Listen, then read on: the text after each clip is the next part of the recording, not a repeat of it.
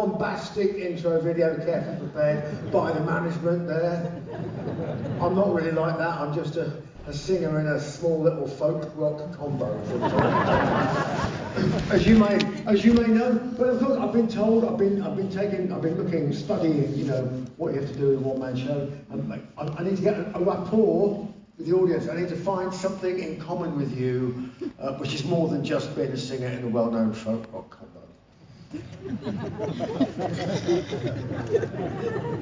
Not Dutch. Too short. No, I'm too fucking short, right? I'm too fucking short to be in Holland. Right? I mean, no, seriously. I mean, they put this carpet, right? When I first came today, it was back here. I said, I can't see the fucking audience. Well, you know, if I was Dutch, it would be all right. I couldn't be like up here, you know what I mean? So, height is not something we've got in common, is it? I've always been short. I always have to look up to people. 2 arms, 2 legs and a head, getting close. Enormous penis? All rock stars have enormous penises, right? You know that, it's a true fact. Whether or not you realise it or not, because of course, you know, if you don't have an enormous penis, you can put like vegetables down there and things like that. Look like you have an enormous penis, you know. Sometimes if you do have an enormous penis, they make a fucking video out of it, you know, just to make sure there's no doubt whatsoever that it is actually real. But that's only 50% of you. The other half, I don't know what to do. I mean, I can chop it off. I mean, people do. Now, it's quite common. At a younger and younger age as well. Personally, I don't get all the large number of pronouns. Don't give a shit who you want to be. Just be happy being who you are. But I'm nearly 65 fucking years old, right? This is way too much for me. Just 2 genders is all I can fucking cope with. And a few pronouns in the middle, right? So I can't talk about that. Death. Death. We're all gonna die. But not tonight. I won't tell you anything about death, because it hasn't happened to me yet. Well, it might have done if I was a Buddhist. I mean, and death, heaven, hell, all that shit. Does God actually exist? Probably not. Probably not. I mean, I've been waiting for the thunderbolt for years. Hasn't come yet. No doubt, you know, do I believe in God? No. I'm worried that he believes in me.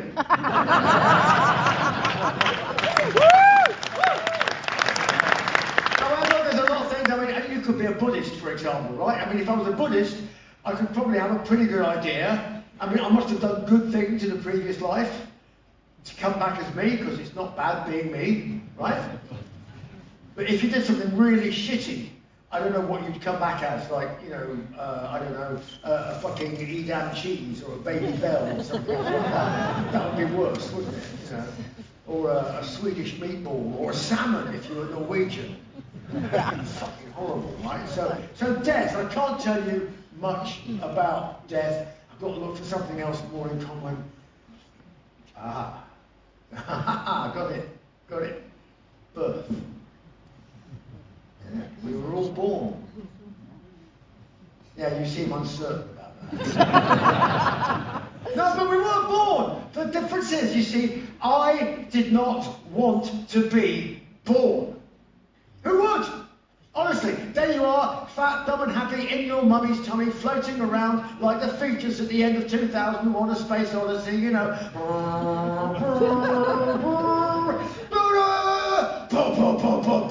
Shit, bright lights, water, fluid, blood, screaming, pain, birth. I was not fucking coming out. I did not want to come out. I took my enormous cock and I wrapped it around my neck. I was not coming out. And what happens? What happens? They fucking drag you out. First struggle with authority. And it ends badly. Then they chop off your cock, so it's only that long. Not that long, really. And there you are, left looking a little floppy umbilical cord, and Mum obviously took one look at me, and with my dad, obviously at the same time, and went, "That's nice." And they ran off and they joined a circus for 2 years. Yeah, Mum and Dad joined a circus, doing a performing dog act together. With a dog. People are very advanced now because of the internet, you see. I just have to say that and people think, performing dog act? Yeah, of course, don't know, with a dog. Right. So anyway, I was born in this little town called Worksop. It was a mining town. I was born in my grandfather's house. He was a coal miner, right? And my mum was very young. She wasn't like Jerry Lee Lewis sort of young. Probably a bit too old for Jeffrey Epstein. Oh, look, I mean, we didn't know anybody in the royal family either. You know. So anyway, you know, there was none of that, but she was young, you know, and my dad was young as well. My granddad was like a nice, mature coal miner. So he brought me up in Worksop, a place which really doesn't exist anywhere in the world. Most places do, you know. There's about to be a Tilburg in America or a Paris in Texas and things like that. There is no Worksop anywhere else in the world. It's as if when they invented the name, they said, "This must never happen again." There's the road in, and luckily, there's the road out. You know, sometimes people like me, you know, we Google ourselves. What the fuck are they saying about me today? It's all lies. So I go into the news bits of googly things, and I see 10 famous people that come from Worksop. Like, wow. 10. Fuck. But I'm number 3. I'm number 3. I mean, what? Number one is the slaphead actor Donald Pleasant. I expect you to die, Mr. Bond. Yeah, him. He's number 1. Number 2 is a golfer, a guy called Lee Westwood. Now, this golfer. Anybody here like golf?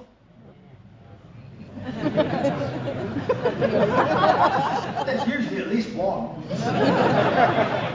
I fucking hate golf, right? And with Mark Twain, it's a good walk, spoiled. But Lee Westwood, he is a golfer. Mind you, he'd be good in the Netherlands. I mean, it must be a perfect place for golf courses because it's completely fucking flat. You know, I mean, I suppose it would make it boring because you occasionally need the occasional sort of hill, I suppose, vaguely, you know. But I mean, it's not like golf in Scotland where there's just fucking mountains and things like that everywhere. Oh, it's a great gig. Where's that? So anyway, golf, and he's a golfer, so he's number 2, and I'm number 3, and I'm going down, and there's this list and this, and it gets down to the bottom of the page, number 9, I think, right, who's number 10? There is no number 10. They couldn't even find a number 10, even there was number 10 in the fucking article, Worksop. But I went to school there. It was all right. It was a place where I was happy. I mean, it was different back then. My granddad didn't drive a car, my grandmother couldn't drive a car, never bothered, right? So we walked everywhere, and there was no childcare. So it wasn't this like modern thing where you could go and put your child with somebody that, you know, was probably from the Catholic Church. You couldn't do that anymore. No, you got a child and you said, "Hello, I've got a child here, you're a random stranger, here, look after this child and bring it back later." Luckily, we had some friends and some relatives. So here's one of my buddies, right? This is my great Uncle John. And he is in Malta, in that picture. During the Second World War, he was in the Royal Air Force. And of course, the things that happen when you're a kid, they repeat throughout your life. You don't realise it at the time that the thing you did when you were 5 is going to keep coming back and coming back and coming back, and because they do, right? So him, I mean, he used to sit on his knee, you know, that was in the days when somebody could sit a child on their knee without the social services, you know. But he would sit me on his knee and tell me stories about, you know, the war and aeroplanes. I'd make like crappy models of aeroplanes. And I never imagined that in later life I'd end up flying a fucking 747, right? But that's how it starts, you see. And when I went back to Malta, for example. Anybody here been to Malta? Nice place, isn't it? It's good, you know, it's good, it's cool. A very popular holiday destination, nice beaches. Well, 1943 was very popular for the Germans. They wanted to be on the beaches as well. Except it wasn't like throwing their towels on there first before anybody else, high explosives and that sort of thing, you know. But we're all friends now, you know. I just wish they'd send some fucking tanks to Ukraine, that's the only thing.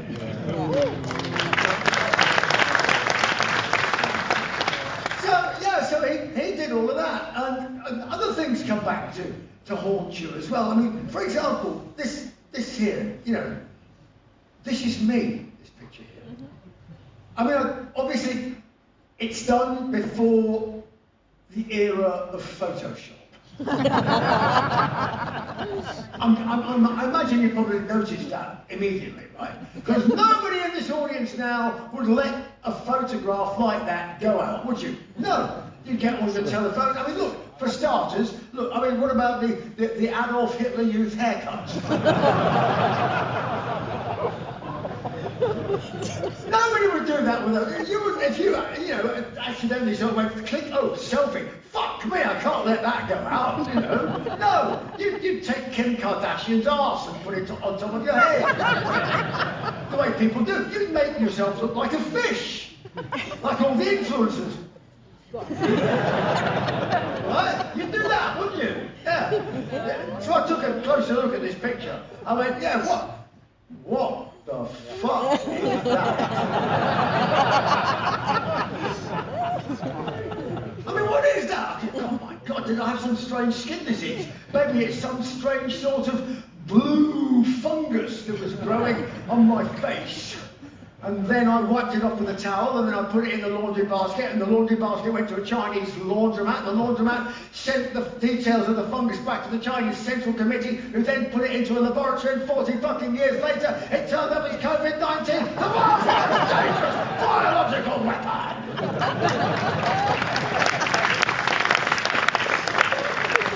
Hey, it's as good a theory as any other conspiracy theory, isn't it, really? That's how they start, you know, just from a picture like that. You know what that is? That was on the moon landings, you know. Yeah, absolutely. But no, it's not that. No, it's blue crayon. Why?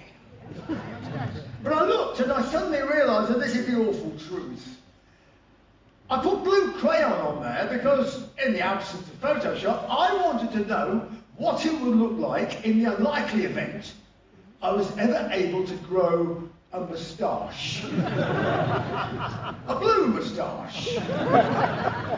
So, that moustache is also going to come back to haunt me and my descendants for the rest of their lives. And through this evening, you may regret having seen that picture. But, nevertheless, moustache or not, I was in workshop and all good things must come to an end. My parents returned. They came back. Hello, where are your parents? Since when? Second struggle with authority. It goes back. So they kidnapped me, put me in a little brown paper bag and took me off to a place called Sheffield that you might have heard of. It makes knives and Def Leppard. So I went to school in Sheffield and I was, you know, fairly happy, pottering along there, you know, felt minded neutral. Then one day my parents came up because they worked very hard. They worked extremely hard. Dad had like 3 jobs, Mum had 2 jobs, you know. And they said, we're going to send you to a special school. Oh, a special school? Oh, what sort of school would that be? They said, we're going to send you to an English public school. Pause for dramatic effect. There is none. Because an English public school, right, must be a place where people who are members of the public, that's like everybody, sends their kids, right? I mean, you tell that in America, and people go, well, that's where everybody goes. Everybody goes to a public school. Aha, yes. Now, many people speak English. But when English people speak English, it's different. You see, when English people speak English, everything we say means something quite different. So an English public school is actually an English private school. Of course it is. It's one of the places where the elite go. So all of our prime ministers, and we've had quite a few in the last week,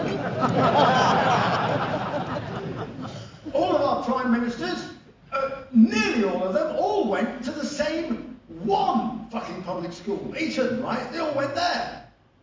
I mean, the one I went to, I don't think we had any prime ministers, but I'm sure we had the elite of society comes from these fucking places. Or the church leaders, the armed forces guys, the policemen, you know, the civil servants, the paedophiles, everybody. They all go to these schools.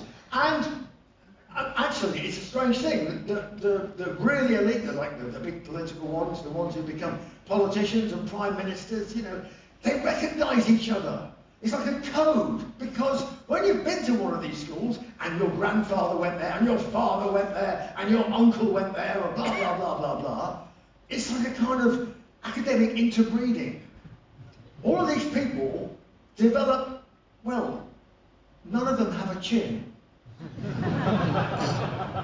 No, seriously, none of them have a chin. And you don't think about this, because you all have fully functioning normal chins, I'm sure. But when you don't have a proper chin, there are unintended consequences. Soup.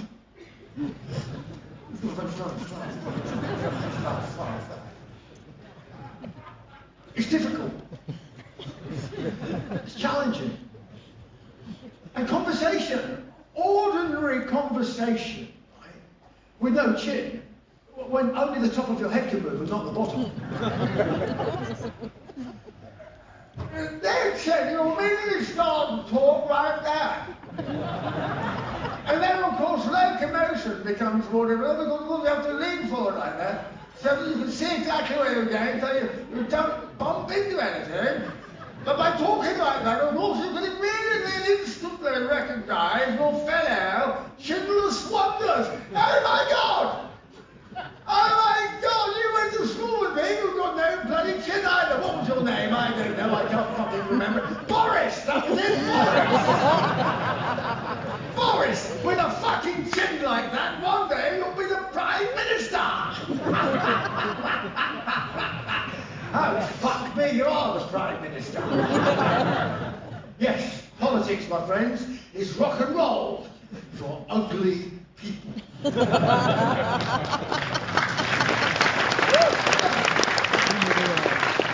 I didn't want to be a politician. No, I didn't want to be a politician. Well, my parents, they said they could. We appreciate you might not want to go to one of these places. There is a downside to this. There's a dark side to going to one of these schools. I went, okay, what's that then? What's the bad side? They went, well, when you go to one of these places, you will be living there for most of the year. So for the next 5 years, you'll hardly see anything of us at all. I went, really? I'll do it. And so off I went. I went off to this school. Honestly, absolutely incredible. I totally did not fit. I mean, here was I, this kid from Worksop, born in a council house upstairs with my, granddad as a coal miner, and I turned up to this school full of people with no chin, right? I can eat soup, they can't. You're immediately different, right? One or two kids tried to give me some pointers on how to behave, things you should and should not do at one of these institutions. You must not join the choir. I said, okay, I had no plans to join the choir. The kid said, no, you don't understand. Look, Here's the school Monday to Saturday is lessons and then sport and then sport and then lessons, and then if you don't want to do sport, there's more sport. So Monday to Saturday is your life. You don't even have time to shit. Sunday though. Sunday is your own. It's your only day that's free. Oh, apart from church in the morning. The school had its own church. Well, it wasn't really a church. It was more like a big Gothic fucking cathedral. Donated by a sort of pornography oligarch. So we had to go there in church and you know, for 1 hour on a Sunday morning. If you didn't go, you were beaten. Not like round the head, just like slap, slap. No. Big fucking stick, whack across your arse 6 times until it bled. Real blood, not ketchup. Thank you, God, if you exist. Fuck off, right? Dodge that one as well. So, there we are. And he said, okay, well, I get it. So the rest of my day is my own, and I've just got the church. He goes, yes, but if you're in the choir, you have to spend the rest of the day singing bullshit to God, and, you know, holy, holy, holy, and the highest, and all the rest of it, you know, like he's the Almighty, and therefore I need to, you know, sort of like play up to his narcissistic fucking ego, right? Is it not enough to be God? We all have to go, we love you, really? Oh. I said, okay, I've got it. I don't want to join the choir. He said, no, it's worse than that. If you're in the choir, you also have to get dressed up as a girl. Really? As a girl? He went, yeah. Oh. I've never really considered that. Maybe in later life. I mean, it worked for J. Edgar Hoover, for example, you know. I said, okay, so you're dressing up as a girl. He said, no, and it's worse than that because the choir master likes little boys who dress up as little girls. Is he Catholic? He said, no, but I said, he should be. I said, okay, well, so for all those reasons then, I don't want to be in the choir. That's clear. He said, no, it's worse than that. You see, you have to pass a test. I have to pass a test not to be in the choir? He went, yes. Yes, there was a test. Every boy that turned up had to have the singing test, a kind of ordeal by audiometry, right? So there was a music teacher who was like 2 meters tall, completely stone deaf. Couldn't hear a fucking thing, right? The only way he knew he was actually talking was if he was shouting at you. So you wandered in there was a piano, and he was sitting at the piano, and he was, come in boy, and when the P will go to the piano, I want you to try and sing a song. And you say, yeah, okay, right, yeah, bong, and you sort of go, bing, no, quite catastrophic, I'll play another bloody note, hang on, bong, and I went, bang, absolutely won't do, bloody useless, blah, blah, blah, blah, blah. And he wrote me a note. He wrote me a nice, fancy-looking certificate. So I showed it to my teacher. I went, there you are, Dickinson, non-singer.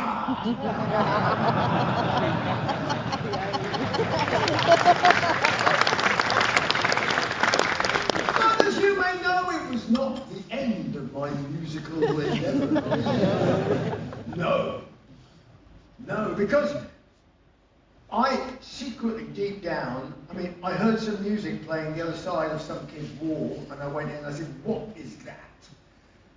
And he said, that's Deep Purple and rock, now fuck off. I went, and he opened the door again, he said, I thought I told you to fuck off because he's a big senior boy. I said, no, but Gibson, look, which band is it? He said, Deep fucking Purple in rock. And I bought a copy of that record. And I played it. It was scratched to pieces. I learned every note on that record, including the scratches.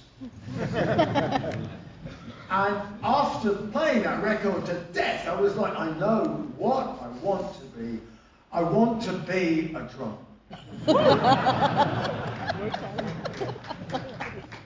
Now, you have to bear in mind that I was what you might call a bit hyperactive as a child. I was like a kinetic child.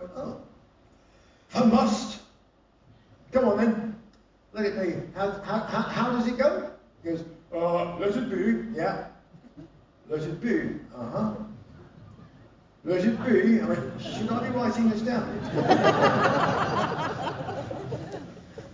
Let it be. I mean, yeah. Let me guess. Let it no. Whisper words of wisdom. Let it be. Yeah. So we get to the dreaded chorus, and basically, and off I go, you know. But before I actually sung those words, this like strange illumination opened my mind, and I went, you know what? If you can write shit like that and make millions, don't be a drummer, be a singer. And then we go to the chorus bit, and I go, let it be, let it be, let it be, let it be, whisper words and wisdom. Right, okay, shut up. You're the new singer. We'll get another bongo player.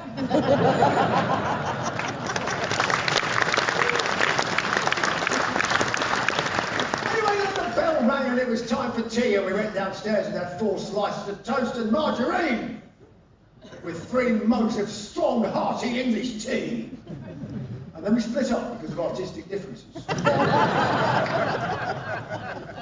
And I was just about to start another supergroup with another bongo player, a really good one this time, when I was cruelly expelled from the school, thrown out for pissing in the headmaster's dinner.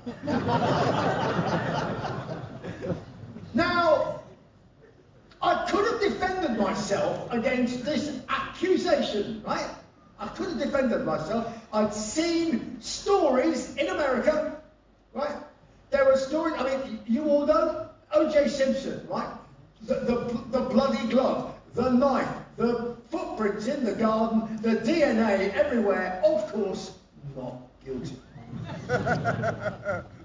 So, in a similar vein, you can imagine the scene in the courtroom trying to defend me.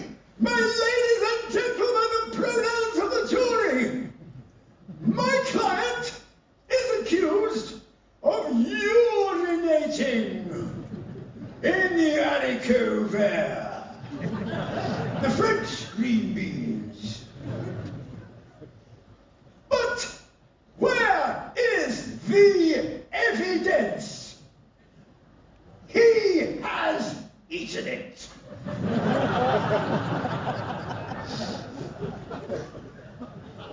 And I would remind the court that there is no urine that has DNA.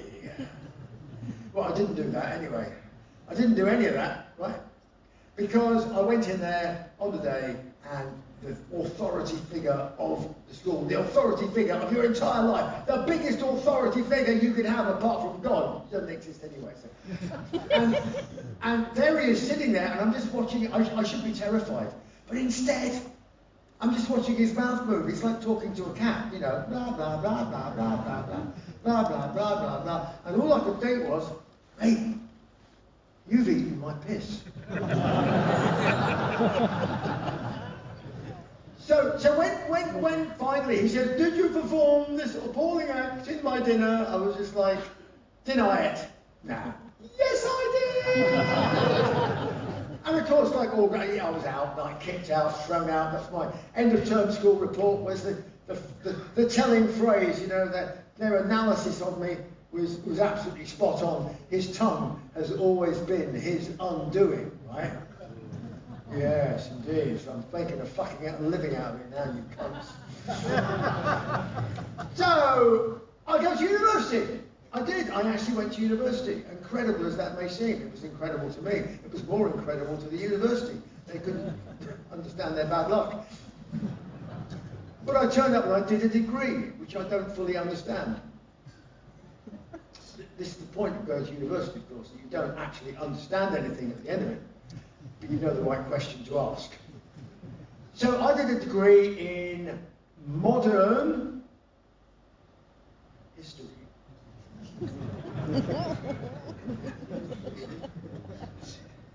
Yeah, but it didn't bother me at the time that I didn't really understand it, because I didn't want to be a historian. I wanted to be a rock and roll singer. So I spent most of my time in bands, trying to be in bigger and better bands, you know. I was also the college social secretary, which was interesting because I had a huge amount of money I could get rid of. Government money that they gave to me to spend, to entertain the students. So I called up the agent that we had and I said, look, how much would it be to hire Ian Gillan to come and play at the university? The agent said, rather more than you can afford, I think.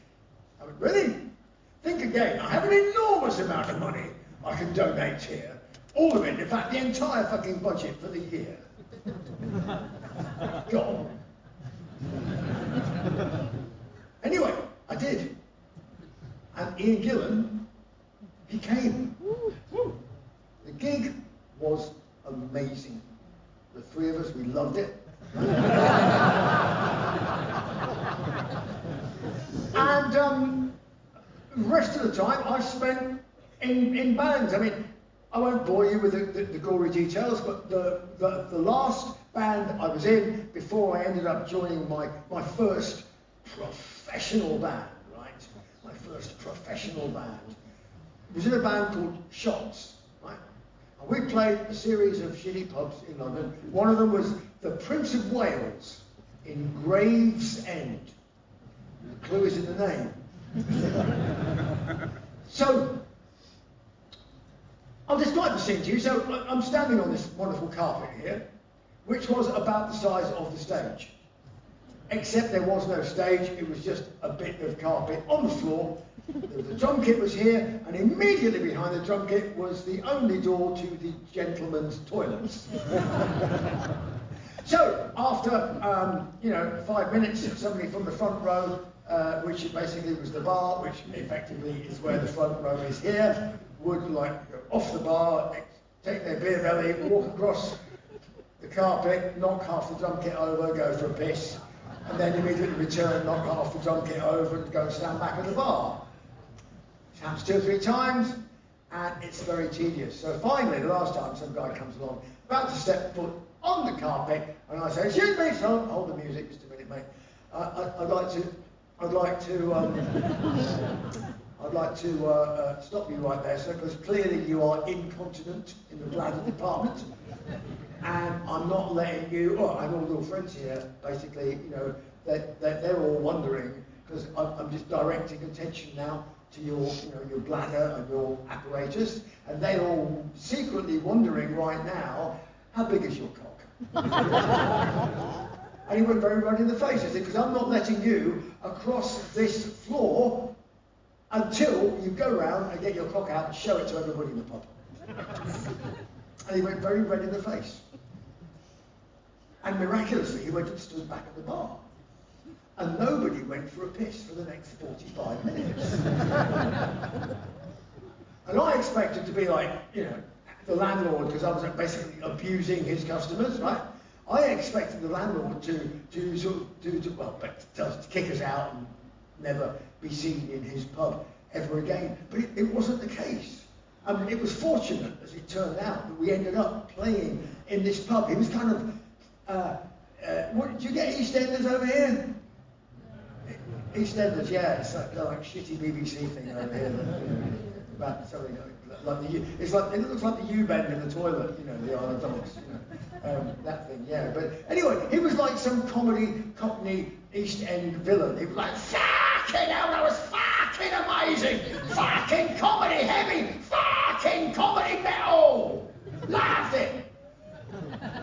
I went, oh, no, we don't really want to be comedy metal, we just want to be a proper band that's just been playing a shitty pub with a fucking toilet behind the stage. He goes, no, don't fucking apologise. I want you back here every Friday fucking night for the next 2 fucking months. I went, oh no. So we played every Friday night for the next 2 months, and then one night I'm loading the gear into the back of the truck, and there's these 3 very cool looking dudes leaning up against a wall. And as I walk past, one guy said, he goes, hello, mate. we're Samson. I went, really? Excellent, never heard of him. Yeah, we're a rock band. I went, yeah, so we played a gig here. Did. Yeah, we'd like to offer you a job. Oh, wow, a job? Ooh, Well, of course, I'm really good at loading my shit into the back of a truck, and obviously I work very, very hard. He goes, no, as a singer. A singer? Fuck, never saw that coming. A singer? My God. Well, tell me about yourself. She goes, well, we've got management. Well, we've got an agent. We've got a label. We've got an album coming out. We've got a van. I went, oh, you've got a van? He said, it doesn't pay much. Whoa, it pays! Whoa. He said, yeah, could you start on Monday? I went, no. Oh, no, any day except Monday. Any day except Monday. You see, look, I've got to explain. See, I'm at university, and he goes, oh, stop right there. You're at university? I went, yeah. He goes, we ain't never had anybody in the band what's been to university before. I went, well, yeah. He said, what are you doing at university? I said, well, I'm doing a degree in modern history. He went, what? Modern history? I went, yeah, exactly. I don't understand it either. I said, but I am doing it, and I feel guilty about not getting my degree because the government have given me all this money as a grant to go and study and haven't been doing anything. And then I spent a lot of money on Ian Gillan, and I've spent 3 years paying it back, and it's a long story, but you don't want to hear that. But I've recently discovered that the college has a thing called a library, and I've been spending a bit of time in there, and it's actually quite interesting. But anyway, I've got my exams, so can I join you after the exams? And that's what happens. So on the day, I finish my exams in the morning, and I go down to rehearse with Samson, my first day in a professional band. Wow! I open the door, there's more equipment than I've seen in my whole fucking life. And Paul Sampson is leaning on his guitar, and he's rolling a joint. Now, I knew it was a joint because I'd been to university. Because where I came from back in the day, I didn't know anybody that knew anything about drugs. We didn't know what they looked like, what they smelled like, even what they did. There were rumours that if you smoked dried banana leaves, it would have the same effect. Anybody tried it? Don't do it. So we were completely innocent. And then I was down in my college. I shared a little flat with like 4 other guys, and one of them was a complete stoner. And it should have been obvious. So, first thing, he was a law student, right? It's the beginning of the slippery slope. Long hair, goatee beard, little John Lennon spectacles, headband, Afghan coat. Didn't say much. We just come in at the end of the day, slam. And the door would slam, and then these strange, burning toenail smells would come from underneath the door. And then one night, he sort of banged on my door, and he sort of opened the door, do my best, sort of like Jack Nicholson. I said, what the fuck is that? So I go into his room, never been into his room before, and then there was a carpet, it was on the ceiling, and on the walls and on the floor. It was like an Afghan bordello, but before the Taliban. Right? And and he puts this little piece of brown shit on a needle, right? And I mean, I know you're bored by this because you do this every fucking day. We know all about you Dutch people doing all this shit, right? But to me, it was new. I mean, I'd never seen anybody put a piece of brown shit on a piece of needle, set fire to it, and then take a glass and go boom, over the top, as if there was some incredibly valuable mosquito that had just been caught. Right? And then he sort of does the usual, and the 4 fucking Cheech and Chong.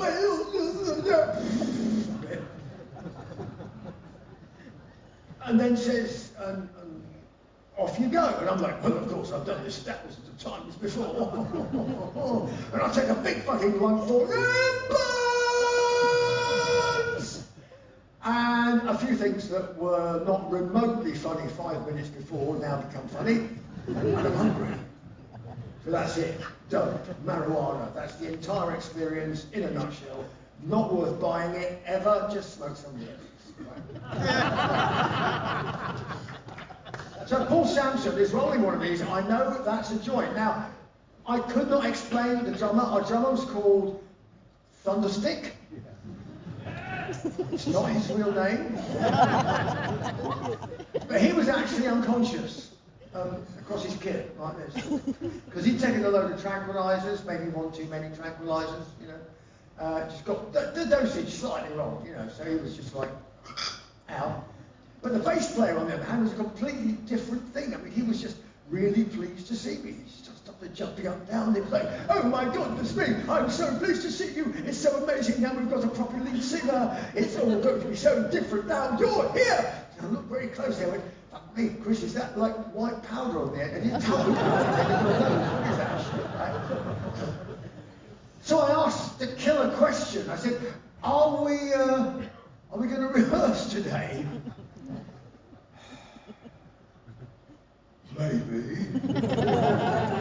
Give me 20 minutes. I went down to the pub because being, you know, like 18 years old, of course, you can drink 4 pints in 20 minutes. Came back, I was drunk, he was stoned, he was unconscious, and he was speeding out of his fucking mind. And we stayed like that for 2 years. We made every mistake it was possible to make in the music industry in a concentrated period of 2 years. What a waste of time. So there I was, there we were. I'll give you an example, right?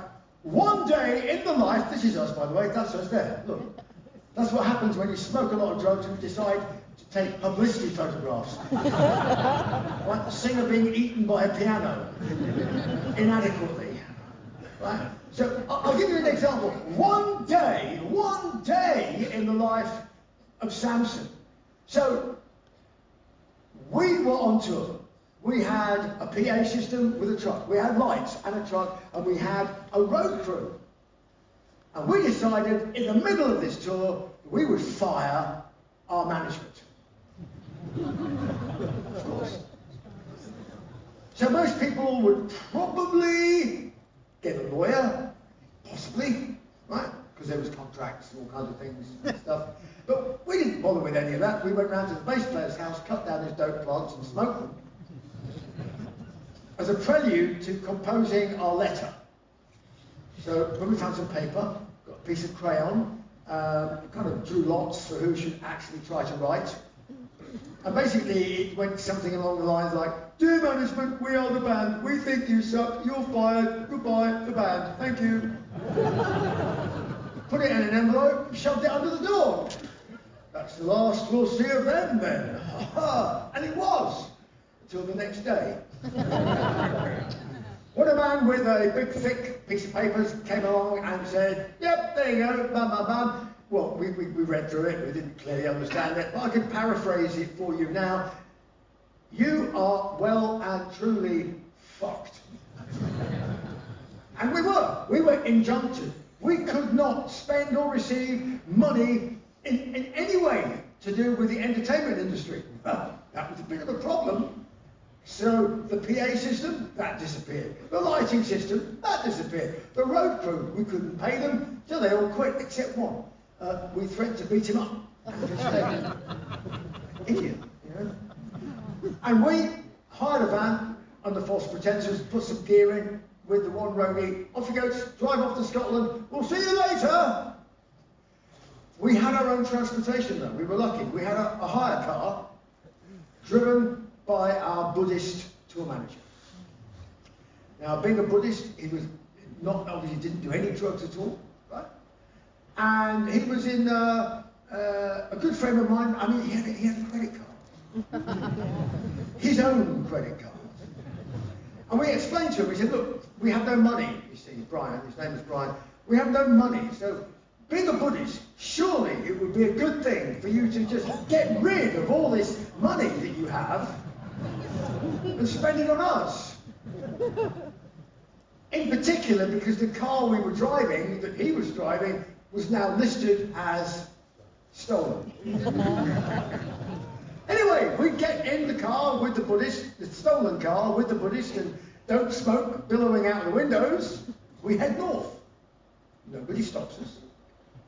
We get halfway towards Scotland, and we stop at a little tea shop for a cup of tea and a bit of a rest, So everybody else goes in the tea shop. But me, opposite the tea shop, was a gun shop.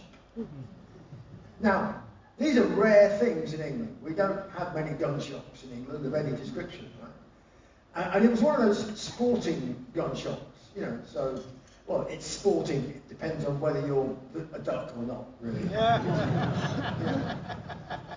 Not like, obviously in America, later on, there's gun shops fucking everywhere. They sell everything from, high-powered assault rifles, sniper rifles, landmines, all that kind of shit, for duck hunting. Why bother shooting the duck? You can blow up the whole fucking flock. Blood and feathers everywhere. Just a collection of beaks left over at the end. Yeah, just collect the fucking beaks. It's great. 500 in one go. Yeah. But no, these were little sporting, genteel little things. Like that. End of one duck. There goes dinner. Right. So that was the idea. But that wasn't what fascinated me about the shop. In the window was a life-size Canada goose. I fell in love with that bird. I wanted that bird. So I went to the shop and I bought it. Came out the shop with a life-size Canada goose. They're big fucking birds. Have you ever seen one up close? Fuck me, they're big. Oh. Anyway, I walked into the tea shop, put the bird on top of the table. Nobody says a word.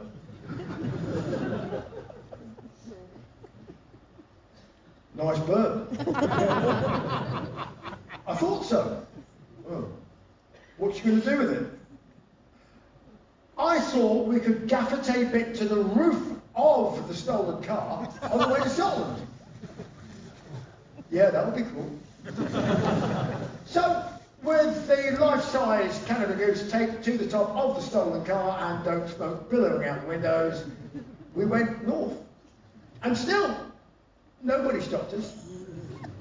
We get to the top end of Scotland, and there is a fucking Game of Thrones raven has arrived with a telex. Telex. Remember telexes? You probably don't. You don't know what a telex is. It's the equivalent of a fucking raven arriving from Game of Thrones.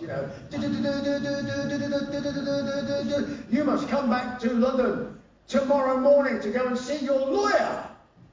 Wow, we could go see our lawyer. We were on legal aid. We had no fucking money. We could afford 5 minutes with a lawyer. Tomorrow morning was it. So we said to Brian, look, Brian, we need to go back to London after the show. Oh my God, I'll be terribly tired. I shall have to stop frequently. I don't know, I'm really not sure I'll be able to do it. And Brian, there's no time to stop. You've just got to go for it. It'll be awfully dangerous. I feel a duty of care to you people. Brian, just take one of these little blue pills.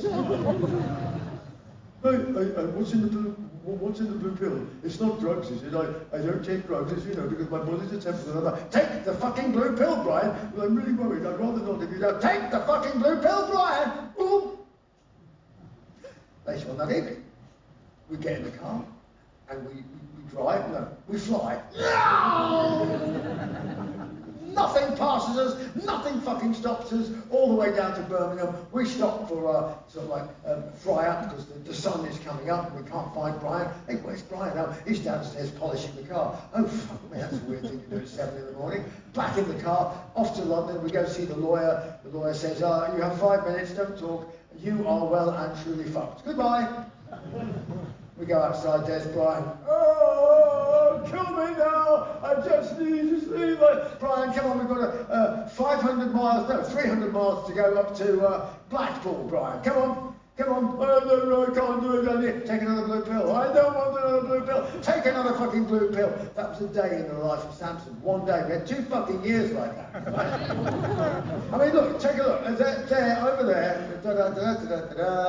Oh, it's gone black. Somewhere in there. Yeah. That's our last gig. That is the last gig we ever did. Look, that's not Thunderstick up there. That's Mel Gaynor from Simple Minds, because Thunderstick had left us by then. Our last gig at Reading Festival. Look, we're so fucking poor, we could only afford half a guitar for starters. And the worst thing, going back to this picture, yeah, obviously Thunderstick is the one, can you guess which one it is? Yeah. He's the one wearing the mask, because his whole persona was based on sort of Gene Simmons, because he wanted to be anonymous. Like Gene Simmons, the world's most anonymous person. But the problem we had was that at the same time that he was wearing that mask, there was another person in the UK wearing a very similar mask, and his name was the Cambridge Rapist.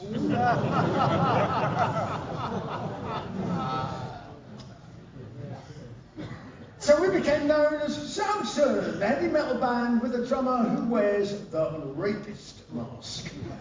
And he really protested. He's like, it's so unfair. His mask is really different to mine. My mask's got sequins on it and it's got a tassel. He doesn't have a tassel on his mask. I mean, you know what? I really don't think the tabloids make that distinction. You know, sneaky. Not. So anyway, that was going to be the end of Samson. But before you know what happens next. Well, you do know what happens next. Well, actually, no, you don't.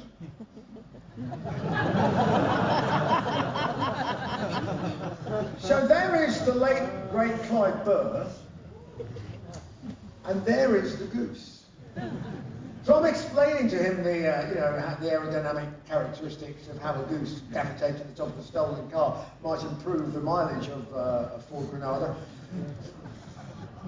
A legless goose at that. I'd also draw your attention, I did warn you about this. Come back to haunt you. And I do have to apologise if there's any people in the audience who suffer from anatophobia. Do you know what? Anybody anatophobic? No? No. It's a good one. Good one, it is, yeah. Agoraphobia, you know about agoraphobia? Fear of being outdoors, fear of playing golf. Yeah. Claustrophobia, obviously, fear of being shut in, anything else like that. Not good for people who are into bondage and that sort of stuff. But no, anatophobia is the phobia or fear that somewhere in the world, a duck or a goose is watching you. I mean, look at that. That's pure evil. Look at that. I mean, if you woke up in the middle of the night and suddenly you saw you would have to write a song like Fear of the Duck.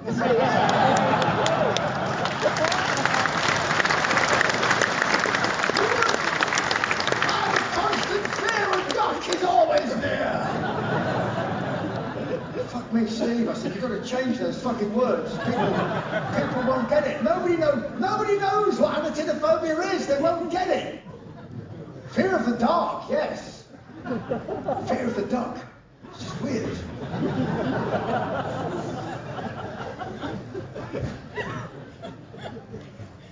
Fucking strange you are. Yeah. And then that happened.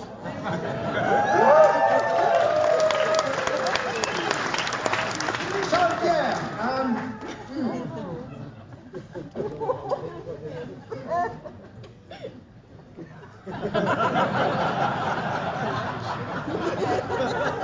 I can explain.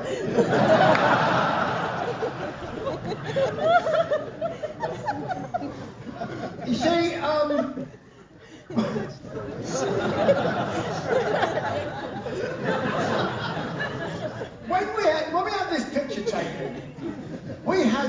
idea that there would ever be technology called high definition.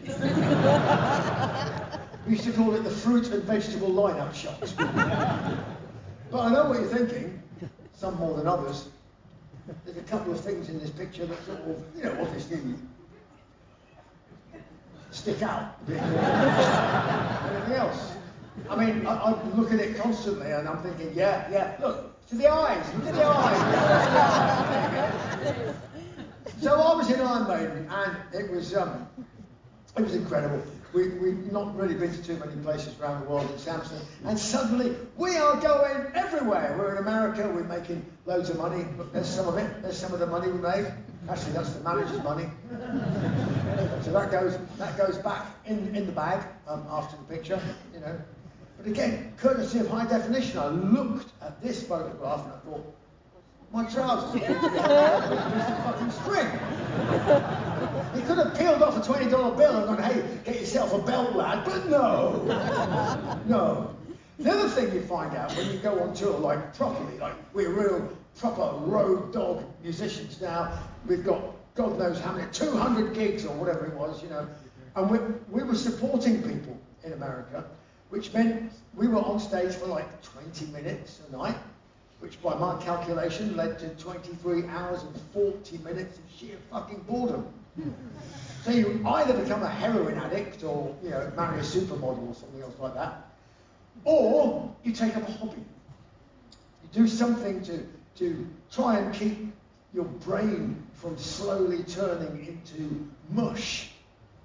And I decided I would go and make like amateur guided weapons. And of course, back then, it was fine because you could do this in, you know, the early 80s, and you'd walk into a hotel lobby with your half-completed rocket, and they would give you a room overlooking the runway to help you out, you know. You could take this, and I did, in fact. I took my rocket on aeroplanes. You know, you're walking down and then you sort of like, you know, put it in overhead bin, carefully, you know. Because you could take anything on back then, I mean, not just guitars and cymbals, you could take your dead grandmother, you know, chainsaws, bows and arrows, knives, machetes, fucking anything, right? I mean, the flight attendant would walk past, he'd sort of go, excuse me, sir, is that a guided weapon you're putting in the overhead bin? I said, well, yes, it is. That's okay, this is Texas, we love that kind of thing over here. So, you know, it was kind of, obviously then after that I graduated to this, which is like, this is why I am going to Buddhist hell, right, with the flamethrower thing, you know, I never knew so many fucking things lived in trees. I was a grass pot and there was all these trees backstage and I just went up to one and I sort of went, hey, fuck yeah. Fucking entire civilizations of creatures fell to the ground, smoking in ruins. All those innocent fucking mosquitoes, gone in one fell swoop, and their children.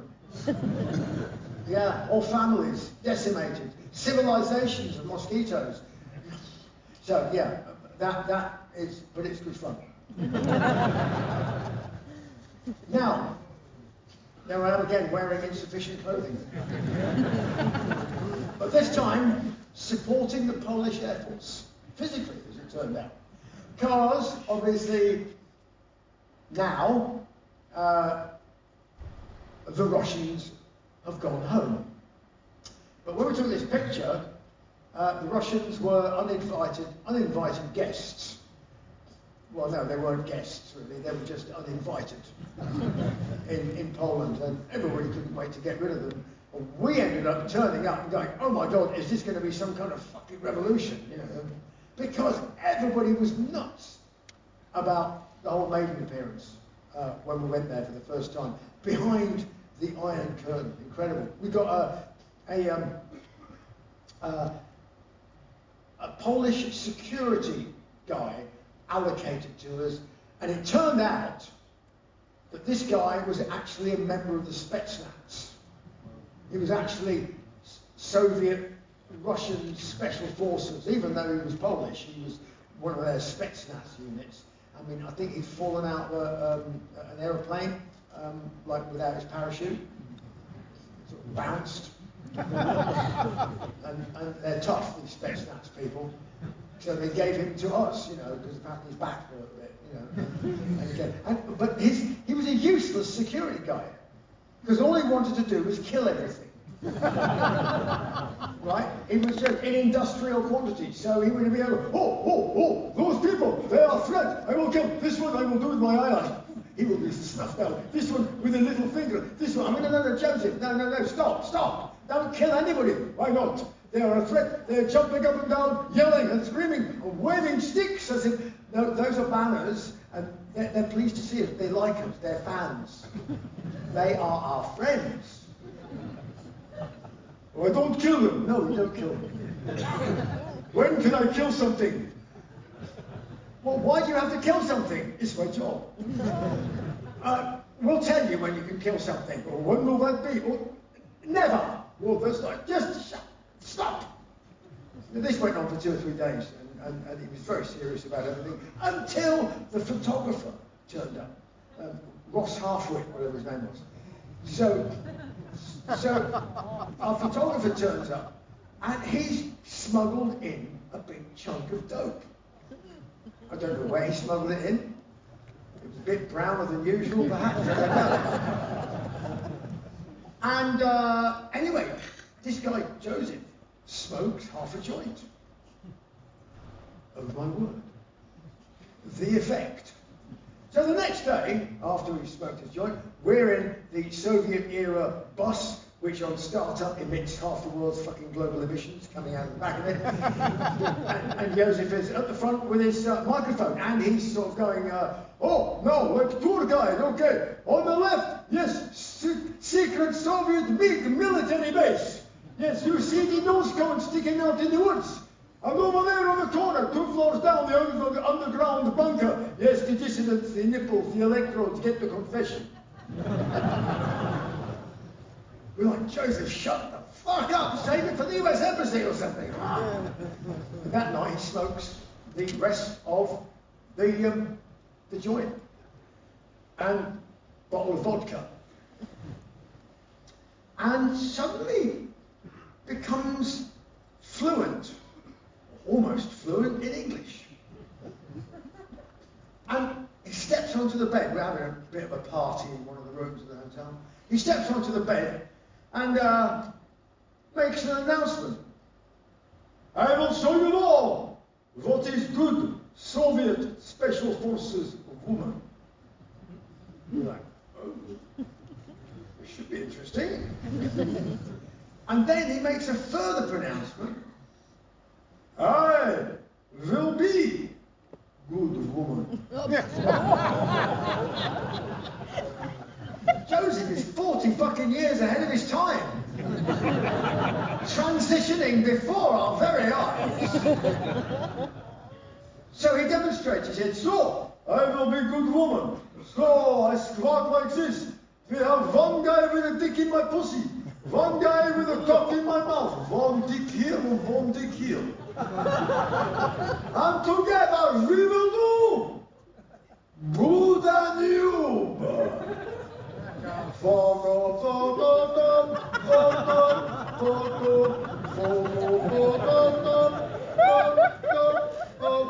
And the rest is just burned into my fucking mind because it's the sort of thing that you just can't fucking tell you. Well, you're going to go to hell for telling that story. But it's a form of exorcism, you know, because it's just, you know, it comes back to haunt. Sometimes when you're doing the dishes, you know, every time you hear every time I go to Vienna, all I think is Joseph sucking off somebody's dick. Shit. Ooh, yeah. Trousers. Yeah. Now, there's a reason I've not yet been invited to Paris Fashion Week. So I got a lot of questions about the trousers. I'll just go through them. I go through them really fast because it's not difficult. This stuff. You just run out of money below the knee, right? But I have a confession to make also because I have shoe envy about Rob Halford. Why? Because the man has a serious budget for his stage clothes, and I don't. Right? I don't. Like Rob's stuff is all leather, mine's plastic. And he's got these great chrome things on his feet, you know, like amazing stuff. I thought I've got to find a pair of heavy metal shoes. So I'm wandering around LA, looking in shoe shops, looking for heavy metal shoes, and I find what I think is like perfect. Loads of metal on the shoes, studs, nice and athletic, I can run around, fantastic. $100, done. And I do the tour. And until the miracle of high definition occurred, I never even fucking realised that I was wearing a pair of Michael Jackson branded Thriller sneakers to the whole of the fucking Iron Maiden.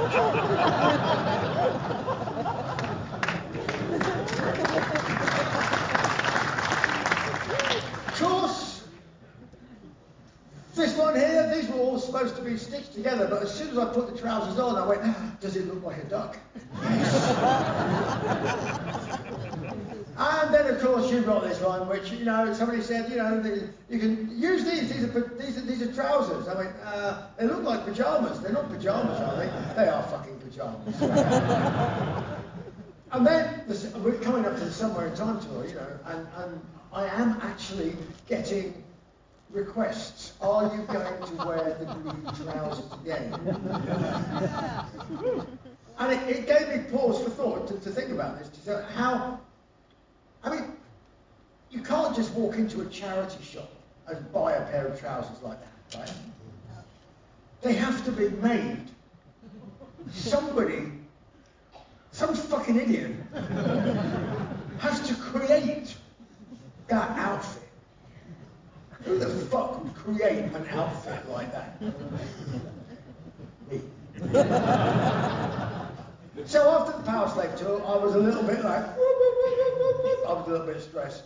And so I took some time off, and I didn't sing on the album, I didn't write on the album, I just been a singer, you know, that's useful. And then, when it came to the stage show, I was like, right, now I'm really in the mood, now I'm going to design something to, yes, some stage clothes to really knock people's socks off. So I called in a designer, somebody to make the clothes for me. And I was a little bit intense at the time, so she was a little bit scared. She kept her distance, like about 6 fucking meters away from me. I was like, hello, Caroline, how are you? I'd like you to make a pair of trousers for me. You think you can do that? She's like, yes, I'll do anything, just stay away from the door. I said, okay. I want you to imagine a strange alien world inhabited by giant green space lizards. And, using my invisible ray gun, you and me are going to hunt. There's one's over there! Psst, stone dead. Killed it. Not a mark on it. Now, Caroline, retrieve that beast and make me a pair of trousers. Anyway, she took the bag of money and was just disappearing out the door, along with a certificate to go and see the psychiatrist. And just as she was leaving, I went, oh, Caroline, one last thing. Yes, you know I do a bit of this fencing malarkey. Any chance we could mix the metaphors, make the top half D'Artagnan and the bottom half giant green space lizard? Voila.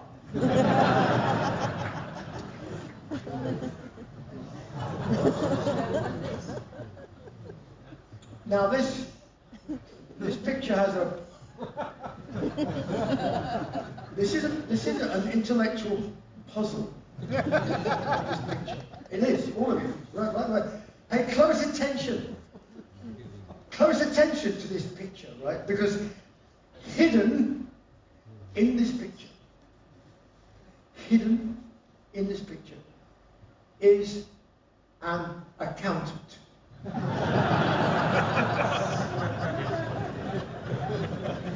Can you spot him? No, it is. It's our accountant. I am made an accountant, Andy, right? I mean, you don't know him, but I mean, all the federal tax authorities are very familiar with him. We've kept him out of jail for years, you know. But he was always been disappointed. I'm never in any of the shows. Nobody ever knows who I am. Andy, they will now, right? I'll tell them about the time you and I met the Queen, not the band. Her Majesty, Queen Elizabeth II, now sadly departed. So we met the fucking Queen. And when you meet the Queen, right, there's a few different outcomes. One is that your head ends up on a spike after you've been decapitated. Now that hasn't happened for a while, but doesn't mean it won't.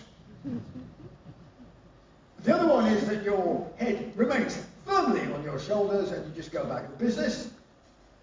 And the other one is that your head ends up on a fucking stand.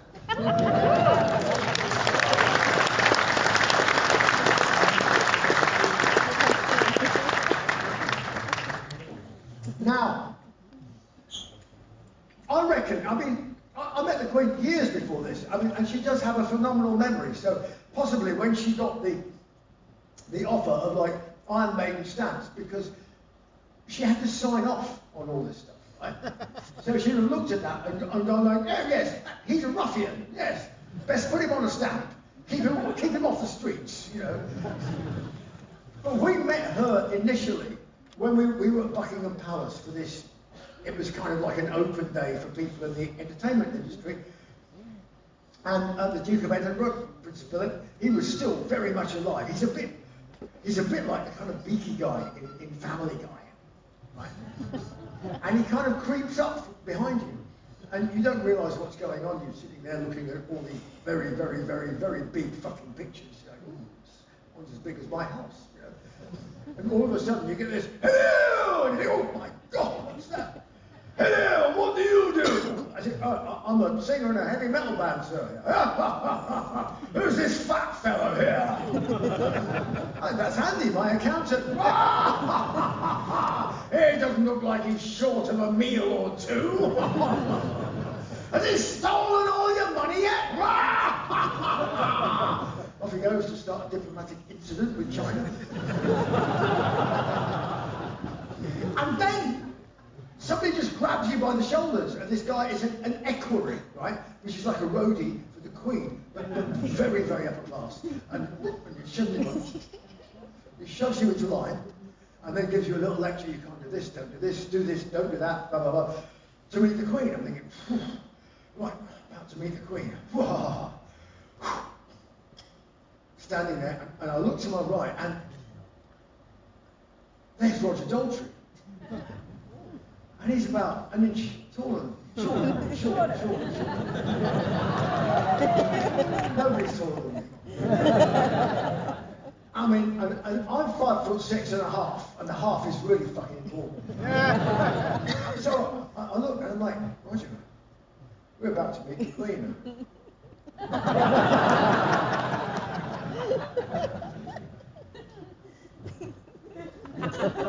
But the Queen, of course, is only about 4'10". But she is the Queen, and therefore has the ability to put your head on a spike, and she has a devastating line in one-liners. Because otherwise she wouldn't be the Queen, because she's obviously had all kinds of fucking idiots to talk to throughout the rest of her reign. I mean, I'll give you an example. When the Irish Republican Army was busy blowing up things, which it's stopped now. When they were busy doing that, including various relatives of the royal family, and probably would have quite liked to blow up, you know, Her Majesty herself.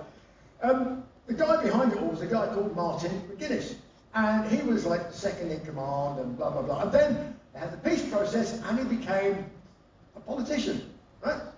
So the BBC arranges for a meeting between the Queen and Martin McGuinness to sort of, yeah, sort of, this expression, bury the hatchet. No, that's probably the wrong expression. Anyway, they have a meeting and they film it. And Martin McGuinness comes up and, you know, obviously he's been watching the Queen for a while through a fucking telescopic sight, presumably. And he comes up and he's like, "Oh, Your Highness, it's so amazing to meet you, Your Majesty. It's brilliant after all these years. You're looking really well. How are you?" To which she just stands on a little desk with a little handbag and says, "Still alive?"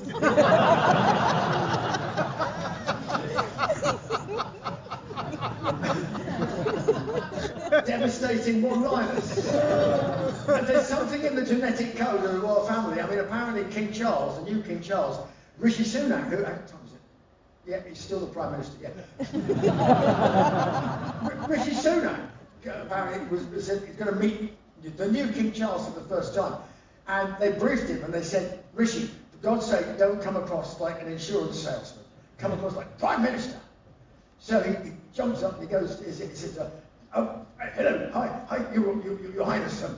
I'm Rishi. I'm Liz's replacement." To which Charles replies, "Yes, same here."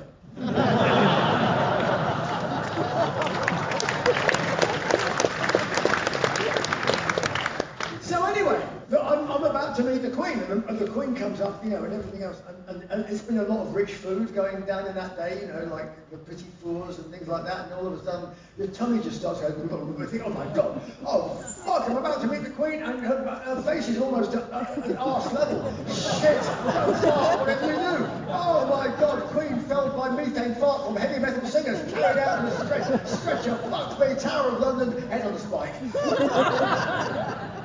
Oh, that's better. Oh, right, okay. And she just looks at you and goes, "Hello, and what do you do?" I said, "I'm a singer in a heavy metal band, Barn." "Heavy metal? What's that?" You know, fucking one-liners. I'm like, there you go. Boom. You know, you don't go boxing with Muhammad Ali, do you? You know, so I think, oh my God, 30 seconds. I've got 30 seconds left not to make an absolute prick of myself. I tell a story. I said, "Well, Mum, you had a heavy metal guitarist on the roof of the palace, you know, Brian May." "On the roof?" "Yep." "Of the palace?" "Yep." "Here." "Didn't do any damage, did he?" No, he obviously didn't do any damage. She's like, "He couldn't possibly do any damage. He was outside." Goodbye. And then they put your head on a stamp. Better than putting it on a fucking spike, isn't it? You know. Anyway, yes, the Queen, and I am a fan. You know. Of course, I don't want to go labour the point, but obviously I did have another job. You know, just in case the whole Iron Maiden gig went bad. I was working as an airline pilot. I used to take people on holiday. People ask, what was it like with Iron Maiden, you know, having their own aeroplane? I said, "Well, no, we didn't have our own aeroplane. We didn't own any airplanes." It's like the expression goes: if it flies or floats or fucks, rent it. And we did, you know, we rented the 747 from an Icelandic company, and the 757s were rented from the company that I flew for. I had a job. I was just like Australia, so I had a little job as a little grunt pilot. I was a first officer. And when you fly people on holiday, and they would find out that you were actually one of the pilots, this sort of thing would happen. They'd get out and want a selfie. And the question then remained, you know, would they then get back on the aeroplane now? That was the next problem. Yeah. The other thing about being a pilot, of course, you eat all the shitty food that the passengers don't want. All the breakfasts that are left over, given to the flight crew. Honestly, we're like pigs up there. Like that. See, a lot of pilots, they get really fat. God almighty, how fucking they get into the plane. Well, as you can see, I can't even get out of the fucking window.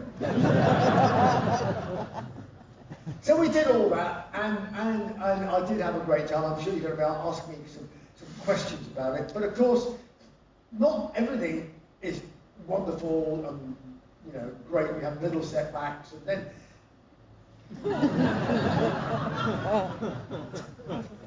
So the picture in the middle, right? The picture in the middle is 1985, I think it is, 84 maybe, in the Bahamas, right? We were doing an album, and don't ask me about the toilet seat. I don't know. Can't explain. The picture over here, right, is after I got the all clear from having throat cancer. Right? So I had this golf ball sized tumour in my base of my tongue, and I don't fucking like golf. So it was doubly embarrassing. I'm not fond of strawberries. They said, you have a strawberry sized one in your lymph node. I said, of course I do. It's fuck, it has to be a strawberry. Anyway, I got the all clear after all the chemo and stuff like that. I got the all clear. They said, it's gone. I mean, where's it gone? Has it just left and walked out?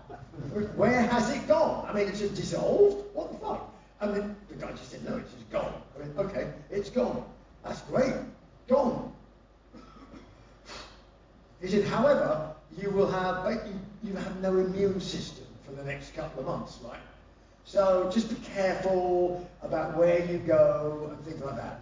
So the office called me up as soon as I said, I've got the all clear. They went, we need to do a photo session for the Book of Souls tour. I went, oh, okay. Where? They went, the Mexican jungle. And so I said, well, you realise that I have like no immune system. They went, oh, will that affect the photo session? I went, no, not really, let's go to the Mexican jungle. So we did. And then the third picture over here, the one that's the browning one, right, was in the middle of my cancer treatment. In the middle of it, because of course, I wanted to have a picture taken.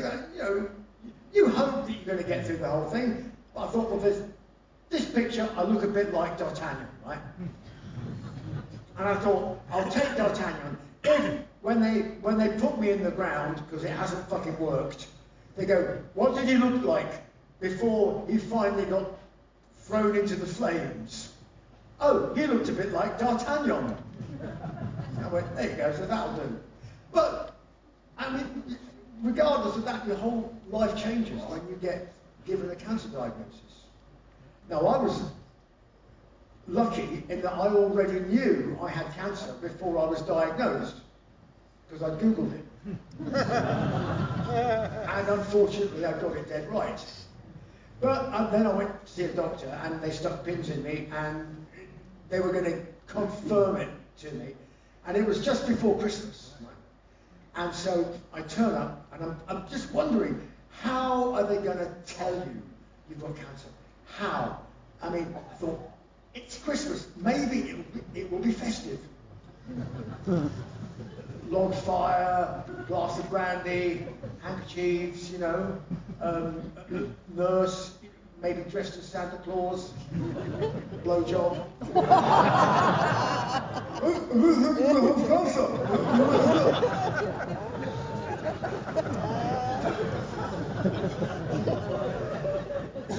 Tell you what, it'd be a fucking queue of people outside the surgery, wouldn't it? No, they don't do that. So I have the ear, nose and throat lady who's my specialist, and she just called me, and Dickinson, yeah, I have a letter here that says you have head and neck cancer, see you on Monday. And thanks, happy Christmas. And that was it, and your whole life changes. Before, you'd be looking at women's bums and going, oh, wow, cool, you know, chirping birds, hey, great, winter sunshine, beautiful. No, all you see is churches, hospitals, graveyards, ones you never knew even existed 5 minutes before you got diagnosed. I thought, this is not me. This is not my natural state of being. How am I going to deal with this? I thought, I have to give this disease a personality. Who is this cancer inside of me? Well, it's the kind of person that turns up to a party you're throwing, tries to steal all your best booze and shag your girlfriend.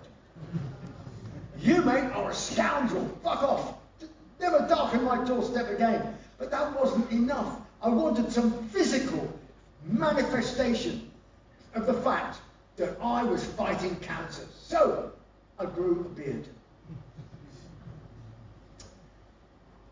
Not very radical, you say, but you don't know my beard.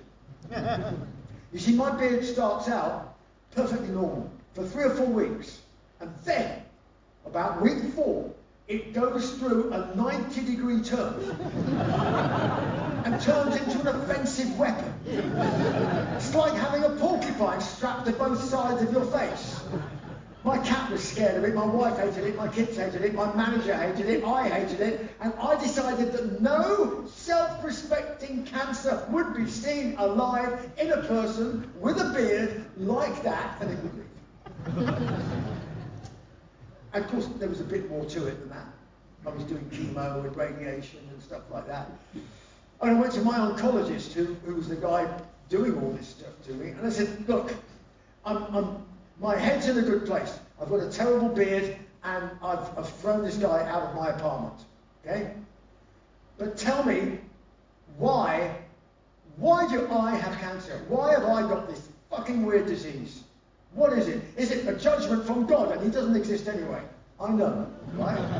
Is it because I had too much sex? Is it because I had not enough sex? Is it because I drink too much beer? And he went, hold it, stop. How much beer do you drink? I went, well, sometimes I drink more than the government guidelines. Well, how much is that? I went, sometimes I drink like 2 pints every day. He went, oh, fuck. He said, I drink way more than that. I said, so it's true, you're never an alcoholic as long as you drink less than your doctor. I said, so why do I have this cancer? He said, look, it's just bad luck. He said, you can do all this stuff, you know, you hear people who live till they're 100 smoking 80 cigarettes a day, and somebody else has never smoked a cigarette in his life and gets lung cancer. It's just bad luck. Not your fault, nothing to feel guilty about, but you might lose some hair. Oh, okay. I actually don't care. That never occurred to me as being an issue. Look, if I could lose all my hair, I don't care. It never did, you know, Billy Corgan any harm. You know, I could form a band with him, the Slaphead Duo, something else like that. You know, Rob Halford, zoop, all it comes off, never did him any harm either. Don't give a shit. Lose all my hair, don't care. Just cure me of this weird disease. But I didn't lose any hair, as you can see. But my beard fell off. Not out, off. Right? Think a Christmas tree, leave it against a radiator for about 3 months. Everything just falls off. So I'm in the pub. Now, when you take chemo, right, you lose your sense of taste. Well, you've seen my trousers, not a big problem. So I'm in the pub and I'm drinking a pint of beer, which I can't taste. And my friend is looking at me. Nobody knows I'm ill, right? I haven't told anybody. And you don't look ill for the first 3 or 4 weeks of the treatment. And I'm got my pint, and he's looking at my pint going. And I look, and it's full of like crud and crap and pollution and stuff. I'm like, oh, what? And then I get this itch. I think, what the hell is that itch? Oh, it's a fucking cat that's been sleeping on my neck. No, that's me! There's no protocol for having your face fall off in front of your friends. So I run into the bathroom, and I'm like, what do I do? Improvise. Hair everywhere. the cleanest shave you'll ever have. Honestly, if Gillette could market a radioactive razor, one stroke does it for life. And I know what you're thinking, yes, it wouldn't be great business because you'd only have to make one razor for the rest of your life. But you can also share it with your wife. Imagine all that pussy stuff that they have. Gone forever. There'd just be a pleasant little green glow from the radiation. It could be a thing, fucking, we don't know, you know. So anyway, I go back and I'm thinking, okay, what does it look like? Okay, it looks a bit like, I look a bit like, kind of like Captain Nemo, right? With a big, distinguished, right? Get a new pint of beer, drink it, go, fuck, that was weird on the way home. Next day, I go back for my radiation. It's like 5 days a week, radiation. And I've finished my session in the machine and I go out and I'm having my breakfast, which I can't taste. And I've got my scrambled eggs, and there's a lady with 3 kids, and she's saying, don't look at that man, don't look at that strange man over there, don't look at him. And I'm like, why are you being so horrible to me? I look down and think, oh fuck, they put black pepper on my scrambled eggs. No! Ah! Run into the bathroom, and more stuff, and sure enough, I end up like this. Everything's gone from there, and I think, okay, it looks like D'Artagnan, I'll take a picture of it. Until the next day, when I did the same thing, and all this bit fell out then. So at the end of chemo, radiation, cancer, and the whole fucking thing, actually I could have been buried with the rest of my facial hair completely disabled. The only thing that survived the radiation is that fucking moustache. And you've survived an hour and a half. I think you deserve a medal, and you are going to get 25 minutes to go and have a piss and get completely rat-arsed out of your brains on the amazing beers they've got here, but they don't have Trooper, but they will have one day, I promise you. And I'm going to leave you with a video of Writing on the Wall, which is going to be played really fucking loud, with sound effects, Dolby sound, and blah, blah, blah, blah, blah, in HD, as you have never seen it before, because YouTube's a bit shit. See you later.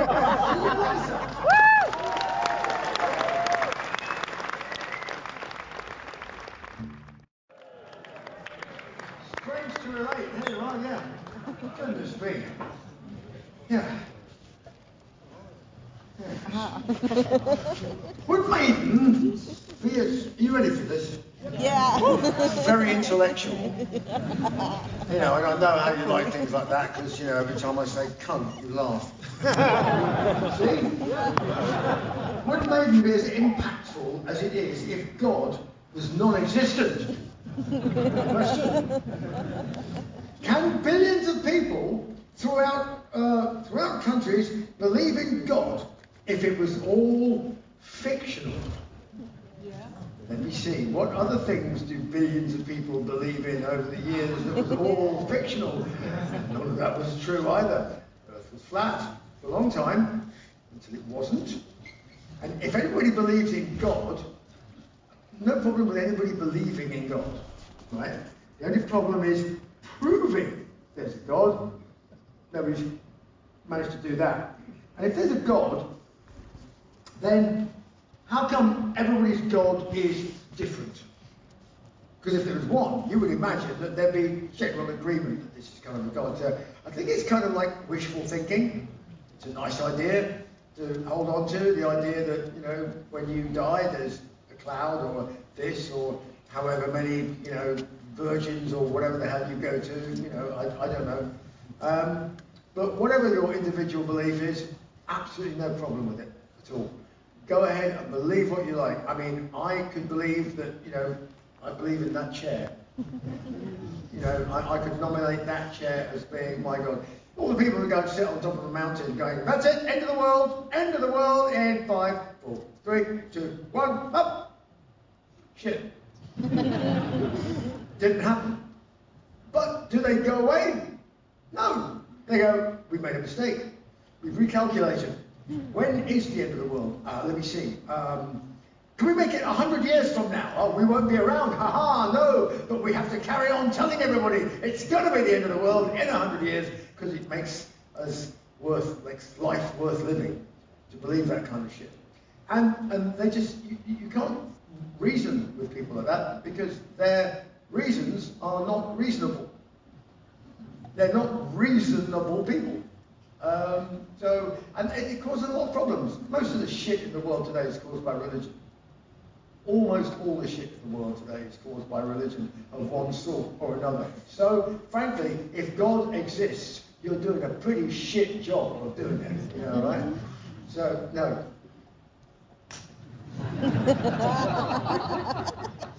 Would it be aim there? You know?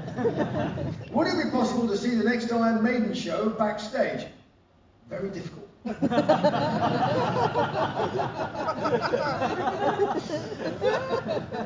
see much at all.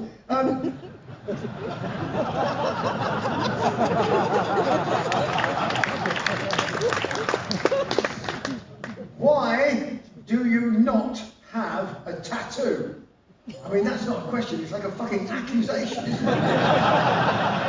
Why do you not have a tattoo? Why do you not believe in God? Why are you so fucking different? Do you know how long it would take to tattoo the Bible on my cock? Forever, you know? Never going to happen. I do have a tattoo, actually. I do. I've got one tattoo. And it is right in the middle of my chest, and it's got a tiny little spot, and it's where they line you up on the radiation machine, and they put a tattoo there to make sure they line you up on the same spot every time. And I thought, well, that's a useful tattoo. But the other ones, you see, my uncle had dad and three brothers, three uncles. I had three uncles, and one of my uncles, when he was a kid, was a bit of a naughty boy, and he kept borrowing people's cars without asking. And eventually, they said, if you keep borrowing people's cars, we're going to lock you in a room for a while. And they did for a couple of years.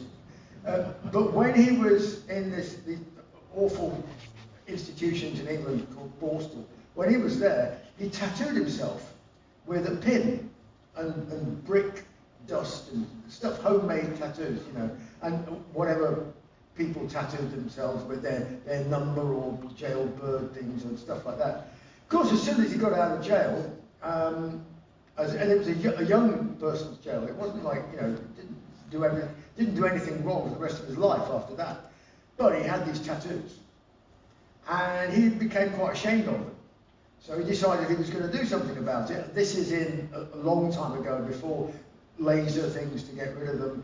So he had skin grafts, which were hideous. It just looked like you'd been burnt really badly, all in your arm and everything. And I was 7 or 8 years old, and he would show them to me, the scars, and I was like, ooh, I don't think I'm going to get a tattoo. What if I change my mind?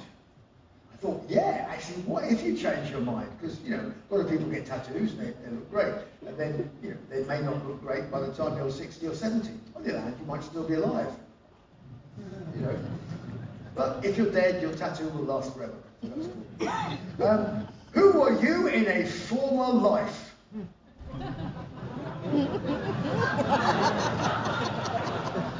I'd like to think that you were my husband.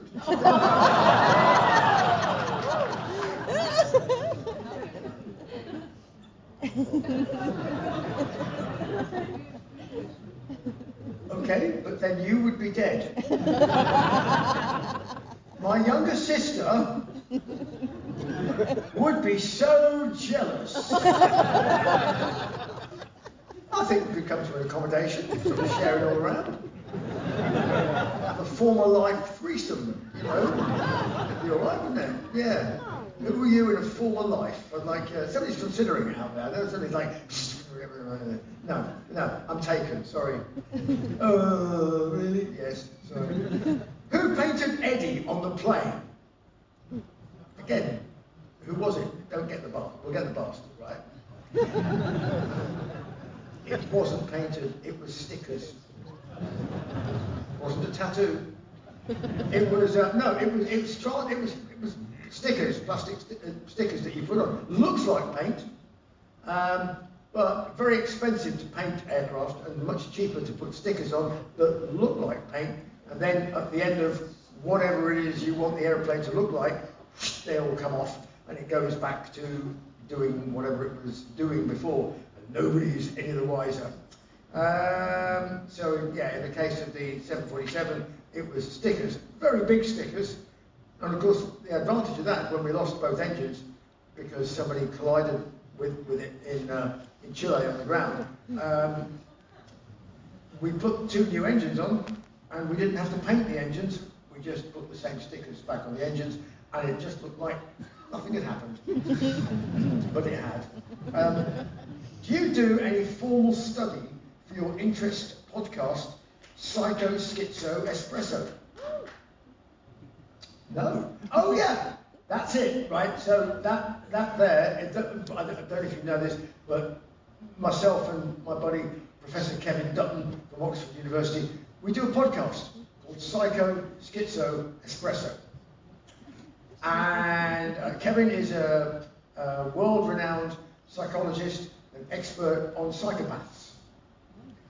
So we study most of the US presidents, for example. And they all score very heavily on the spectrum, except for old Jimmy Carter. He was just a really nice bloke and a peanut farmer, a lovely chap. But all the rest of them, you know, I mean, Donald Trump, obviously, way up there, you know, almost as equal with Hillary Clinton, who's equally up there as well. You know. So there's no discrimination on this. But we do a lot of interviews with people, special forces soldiers, heart surgeons, lots of psychopaths in surgery, orthopedic surgeons, heart surgeons, brain surgeons, top 3 psychopathic surgery professions. We had a diagnosed psychopath who was the head of heart surgery at a major hospital, and great heart surgeon. Would do all the dangerous operations that nobody else would do, because they were like, it's too dangerous, the person might die. And he was like, ha ha ha ha, get him here, I'll rip it open, ha ha. You know, there's a 50% chance it'll work. 50-50 is better than 100-0, isn't it? So yeah, so we do lots of things like that. We interview pathologists and thinkers. We've got loads of stuff on intelligence. We've got season 3 coming up shortly, and it's free. The whole thing is free, so it's on YouTube and Spotify and Apple and all the podcasting type places. Psycho, Schizo, Espresso. Do I do any formal study? No, but that's the whole beauty of it, because Kevin's a specialist and I'm basically asking a lot of questions. So I learn more by asking the questions, and hopefully I ask the questions that people are interested in when they listen to the podcast. Why don't you analyse a real loony in your Psycho, Schizo, Espresso, like Mr. McBrain?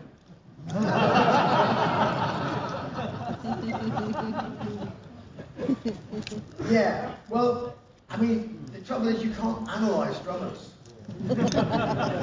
They're just mad to begin with. I mean, they're on a different planet. They're on a different wavelength to everybody else, right?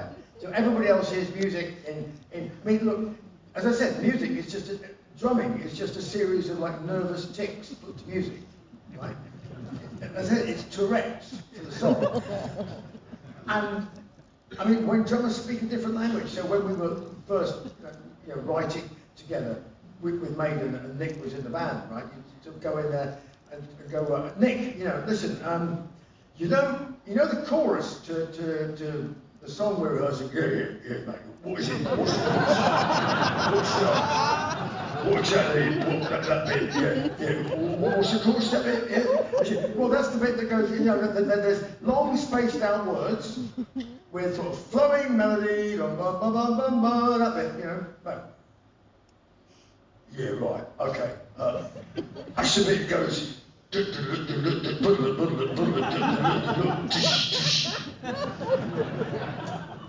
Yeah, that's the bit. That's it. Yeah, that's the chorus. Yeah, right. That's the chorus. Yeah, yeah. I said, but there's a bit before the chorus, the verse. Yeah, what's that bit? Okay, well, there's a lot more words, and they're a bit lower down in the when I sing them. You know. Ah, right. That's the bit that goes. I mean, yeah, that's the bit. Yeah, right. That's the verse. So that's the verse. Yeah.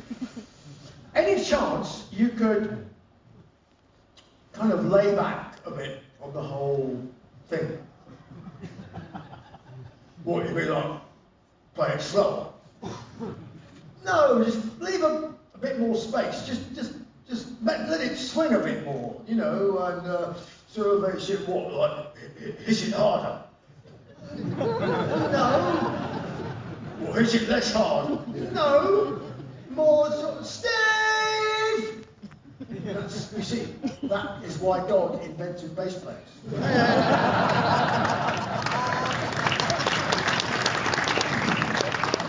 Have you considered writing a biography? Where have you been?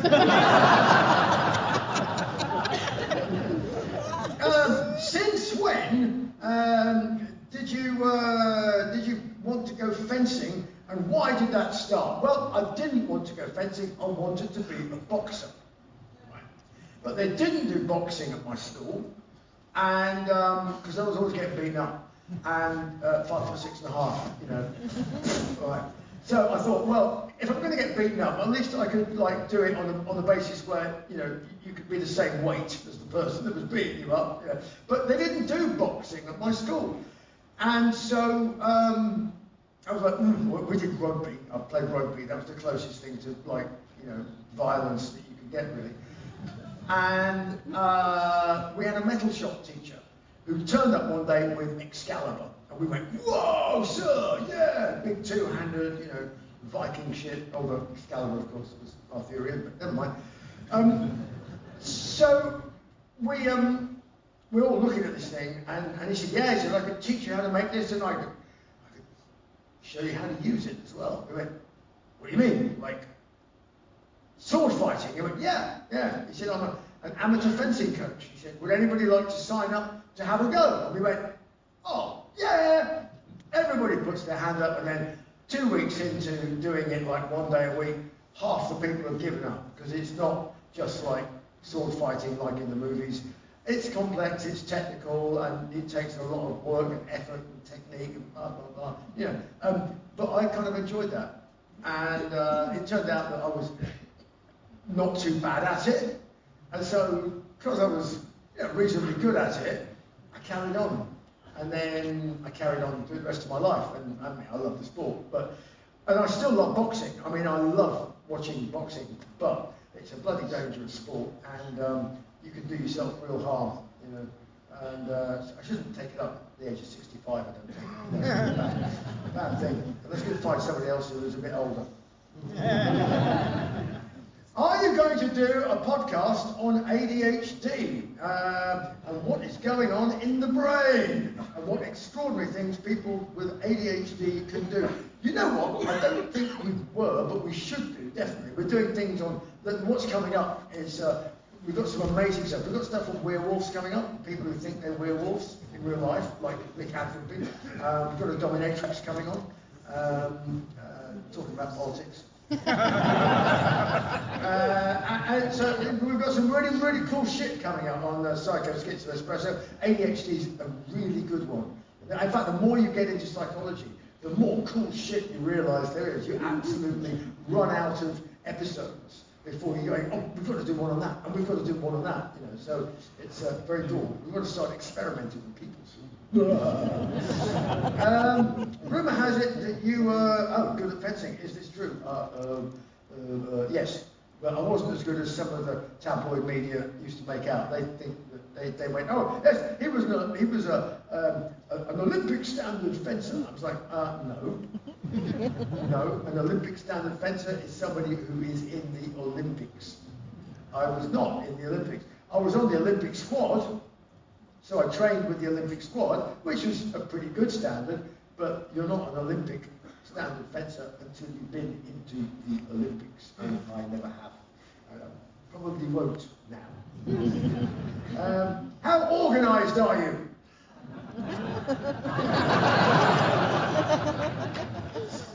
Do you have a cat? Not anymore. I had the greatest cat in the world who passed away about 3-4 years ago now. And I'm running around so much, I can't have a pet. Do you have a dog?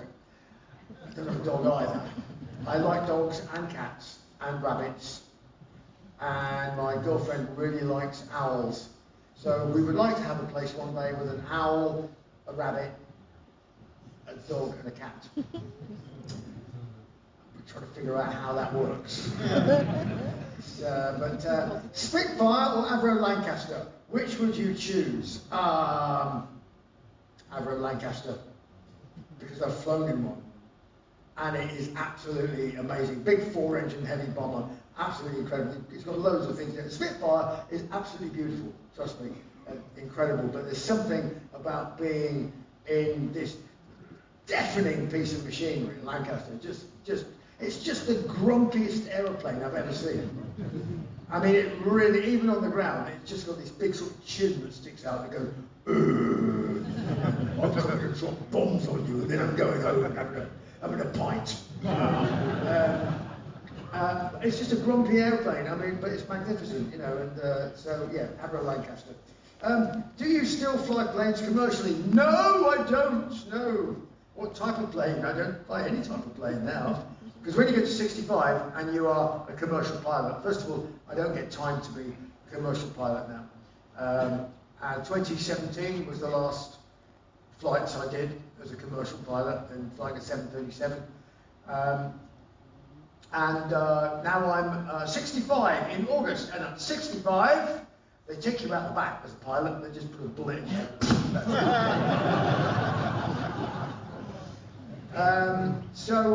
No, I don't fly planes commercially, but I do fix them.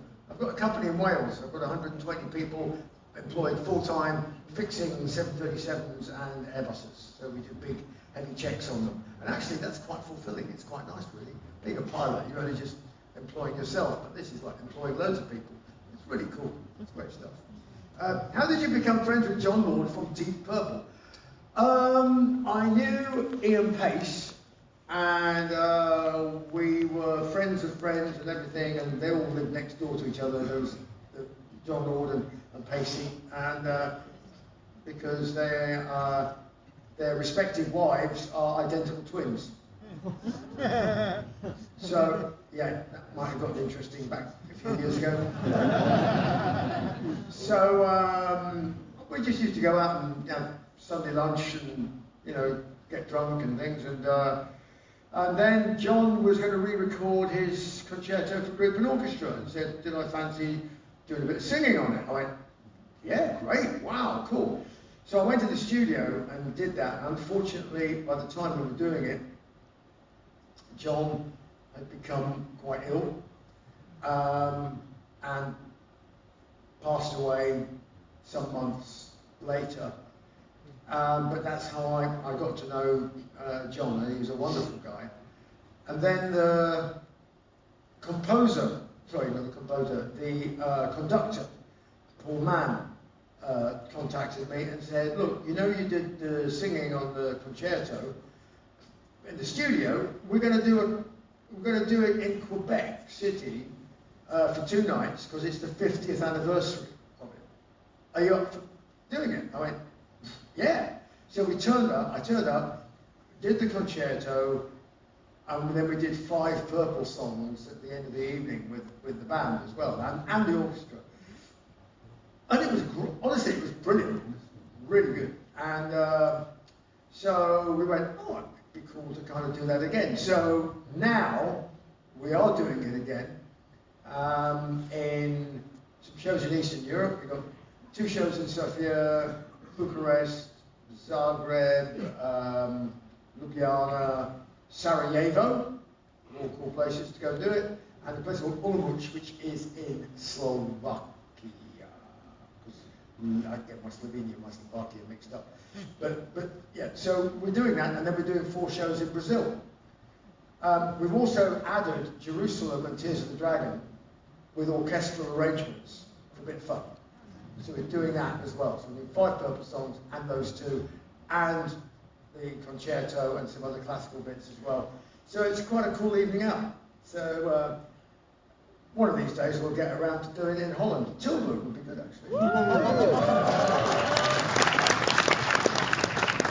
Which vocal exercise do you prefer before a maiden show? Well, just open your throat and drink a beer. No, joking. Actually, I don't drink before shows because apart from anything else, I'm working at height and I might fall off.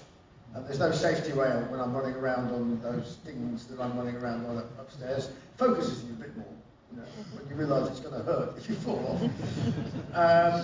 No, I normally can be found hiding in the curtains during Doctor Doctor, because then nobody can hear you yell and scream.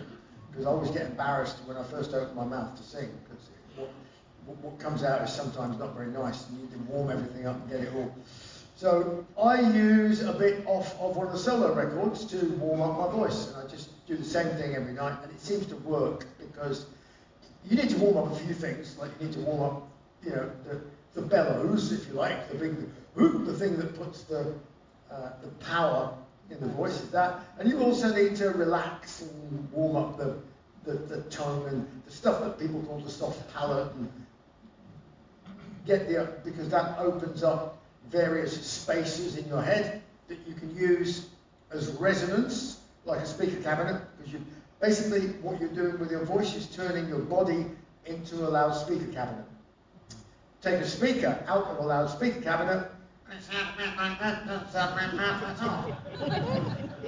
put it in the loudspeaker cabinet, it sounds very much like this, because it resonates, and it's just physics, and so you can use your body as a resonator because your body is full of empty space that you could use to resonate. So you need to get all that worked through so you can get your voice sounding like it should do. So I do that in the curtains. I hide the curtains. Doctor comes on, and I'm like, whatever I do.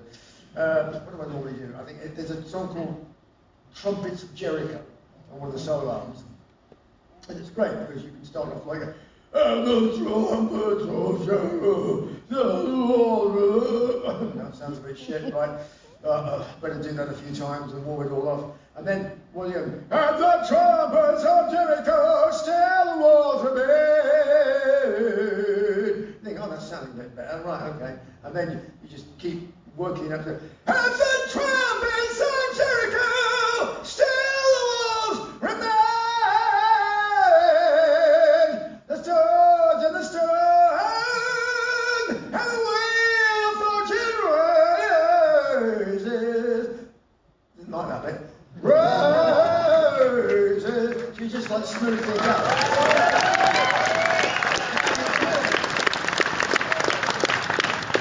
But I don't normally like doing that in front of lots of people, so I go and hide in the curtains.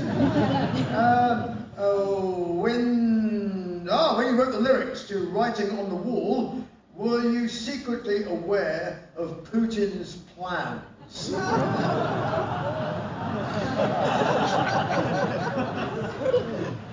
No. He's such a cunt, isn't he? He really is. Has playing piano changed the way you write? Playing piano has made me wish I could play the piano. Because although I write things sometimes on piano, I can't play piano. I mean, proficiently. I'm much better at playing guitar. But because I think that if you play something better, more proficiently, you become trapped in technique and trying to sound good. Whereas a keyboard is just a completely transparent, inspirational instrument. And you can get different chords and intervals, and that will spark something in your creative, because even different pianos. I used to say this with guitars. I could pick up a guitar and go, there's a song in this guitar somewhere. Maybe only one, but I'm forever going around to people, picking up people's guitars and going, oh, that's cool, yeah. But I wouldn't play it on another guitar. I don't know why. Maybe I'm weird, you know. But that's I probably am. Actually. You wouldn't have it any other way. But yeah, so I'd like to get better at playing piano, but that's my excuse for not doing it. Being shit means that you have to think more about the idea than about the technique. And there are lots of great piano players. So you go, could you play that but better? You know, and they, oh, a bit more of that. Oh, do a bit more of that. Could you do a sort of I can't do that, but you can go there. Yeah, great, excellent. And it works for guitarists, the same thing as well. When looking back at old videos, are you ever embarrassed about standing? Never.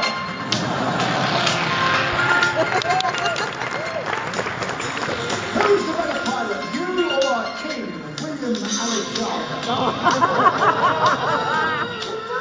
They don't know anything about him, not killing me. They don't know anything about him.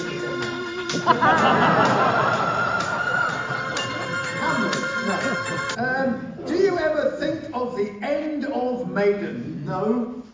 No, we are eternal.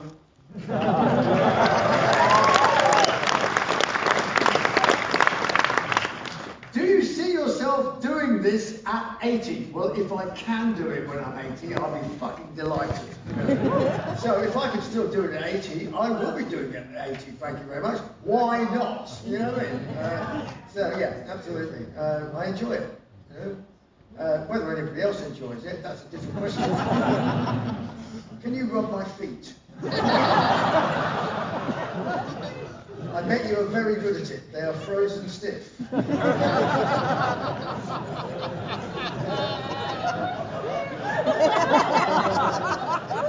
was that one for the two sisters? Do you remember your role as Jake Skinner in the Paradise Club? Oh my goodness me! Now you are really scraping the trivia bit. Jake Skinner. Any funny, memorable moments? Yeah, it was a really weird serial, and one of the principal characters. What was his name? The guy was the main character was a guy, Dirty Den in EastEnders, and he was a convicted murderer, which was interesting. And the other guy in it, the name escapes me, the guy with the gravelly voice, came along and I was in the middle of doing some screenplay stuff about the movie about Aleister Crowley, and he wrote me about a 10-page letter explaining why he had to play the role of Aleister Crowley. And did I know that Aleister Crowley had a leather support made for his penis to make sure it was always hard? Actors. They're fucking worse than drummers. Did I have any truly memorable moments? Well, I've got no formal acting training at all, as you can tell when you watch Paradise Club. And I had to kiss this girl, who was also an actor. I had no clue what to do. Well, I didn't know what to do. The question is, would I actually be allowed to do it, or would she arrest me? You know, would I get arrested? I thought, well, do you do kiss? I mean, do you like, is it tongues or what is it? I mean, how do you learn that at acting school? Anyway, so we sort of did this. I thought, that's a bit shit, I don't want to be an actor. What was the reason to stop flying the aircraft? Too fucking old and they're going to shoot me. When I was flying a commercial flight, do you introduce yourself with your full name to passengers? And how did they react to being in the cockpit? Well, most of the time people don't listen, do they? You don't listen, do you? Do anybody listen to the cockpit announcements? Really? Really? You do? Very good. Yeah, you're the only one. That's why when the masks drop, you know, when the airplane depressurises by accident, you know, half the passengers are sitting there turning blue. Because they failed to listen to the bit that says, pull the mask towards you to start the flow of oxygen, right? Because there's a pin in the top there, you pull it, it's like a safety pin, like a hand grenade, and it starts a little oxygen generator, usually, that provides oxygen. But they don't listen to that bit, you know. We used to do things on trips, like long trips, back from the Canary Islands, about 4 hours back to Gatwick, you know. the cabin crew would go, all right then, you're going to do a public address announcement, blah, blah, blah. We're going to give you a list of words that you have to somehow sneak in to the public address announcement and see if anybody notices, right? We give you points at the end of the trip, you know. So one trip I had can opener, vicar, vindaloo, moist. So yeah. So we were. I managed to get to all the way to just coming back down into descending back down into London Gatwick. I said, well, ladies and gentlemen, the weather this evening in Gatwick could best be described as, well, it's real Vindaloo figures weather. And people going, huh, what's he saying? We were landing on the westerly runway at London Gatwick in about 25 minutes, so cabin crew, that's 25 minutes to landing, and I will say that when we disembark at Gatwick, it's probably going to be steps, and it has been raining, and the steps may be a little moist, so just make sure. And then, as we pulled onto the stand, I went, cabin crew, cross-check, and you can open the doors.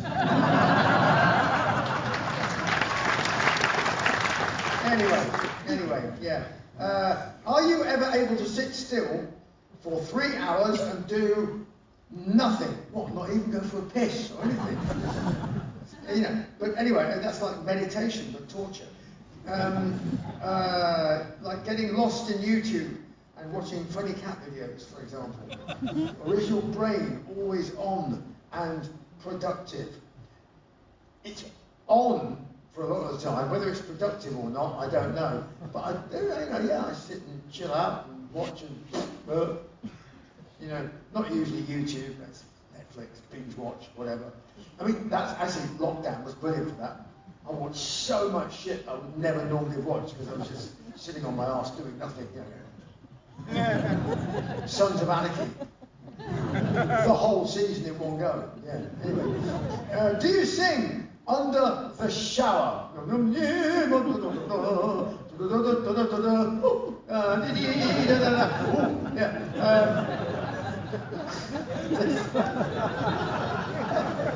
Whatever. Yeah. I usually sing when I go into a new building. Apparently. It's like an unconscious thing. It's like, whenever I go into a new building or get onto an airplane, I go. And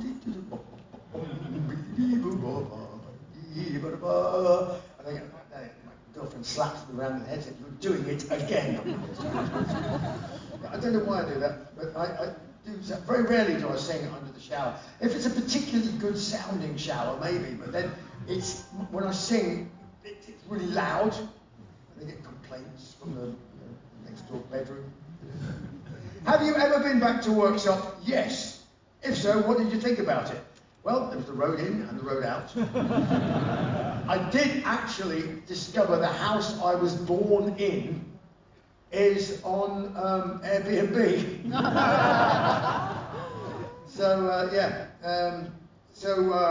When was the last time you were starstruck? Johnny Cash. Way back when. There's probably been some other times since then, but yeah, he's one that springs to mind because he turned up at a gig in early 90s,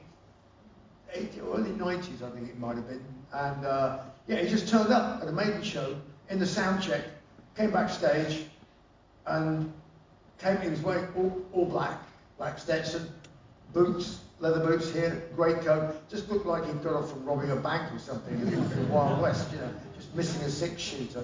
And he came up and goes, "Hi, my name's Johnny Cash." Well, he didn't do that in my case, because he's about 10 feet tall. He sort of looked down and went, "Hi, my name's Johnny Cash."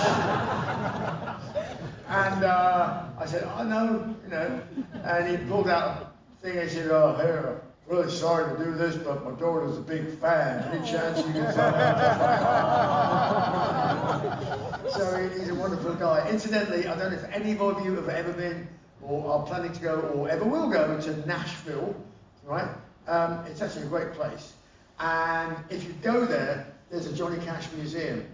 And I didn't know whether it was going to be any good. It was like $30 to get in. I thought, oh, it's going to be a fucking rip-off or whatever. Absolutely recommend it. I spent 4 hours in there. I was like, I didn't know that. I didn't know that. Jesus. So get this, Johnny Cash is in the Air Force, well, in the American, US Air Force, after the Second World War, and his job was doing signals decryption in Morse code in Russian and German. Okay?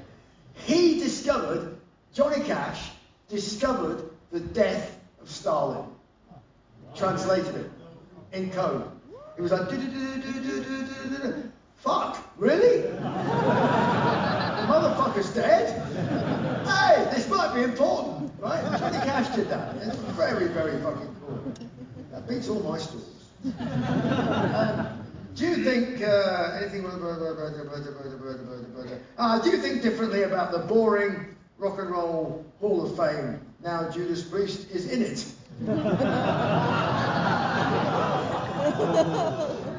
No, anybody can be in it if you want to be in it. I just don't want to be in it because I'm not dead yet. You know, I honestly so don't care about being in a fucking museum. Music is a living thing, and frankly, the whole Rock and Roll Hall of Fame thing is absolutely disgraceful anyway. Where the fuck is Ronnie James Dio? You know what I mean?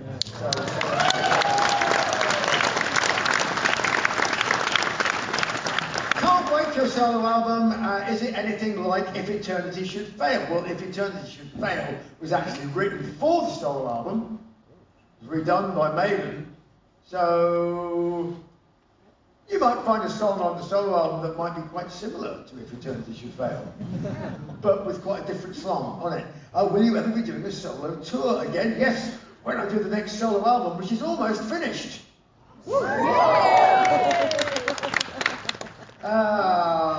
What's the meaning of the song Jerusalem, and can you please sing a little bit of it? Oh shit, really? Okay. Well, the song Jerusalem is actually based on a poem by William Blake. And what William Blake is talking about is spirituality, and the Jerusalem he's talking about is not a city in Israel, and it's also not that England is Jerusalem in a literal sense. It's in a spiritual sense, and it's about spiritual rebirth. What's the last bit, Jerusalem? Something like, how's it go? Can Jerusalem be rebuilt here in this trivial time, in this land of fear, in Jerusalem, where the Grail remains, walking to the light and dissolve the chains.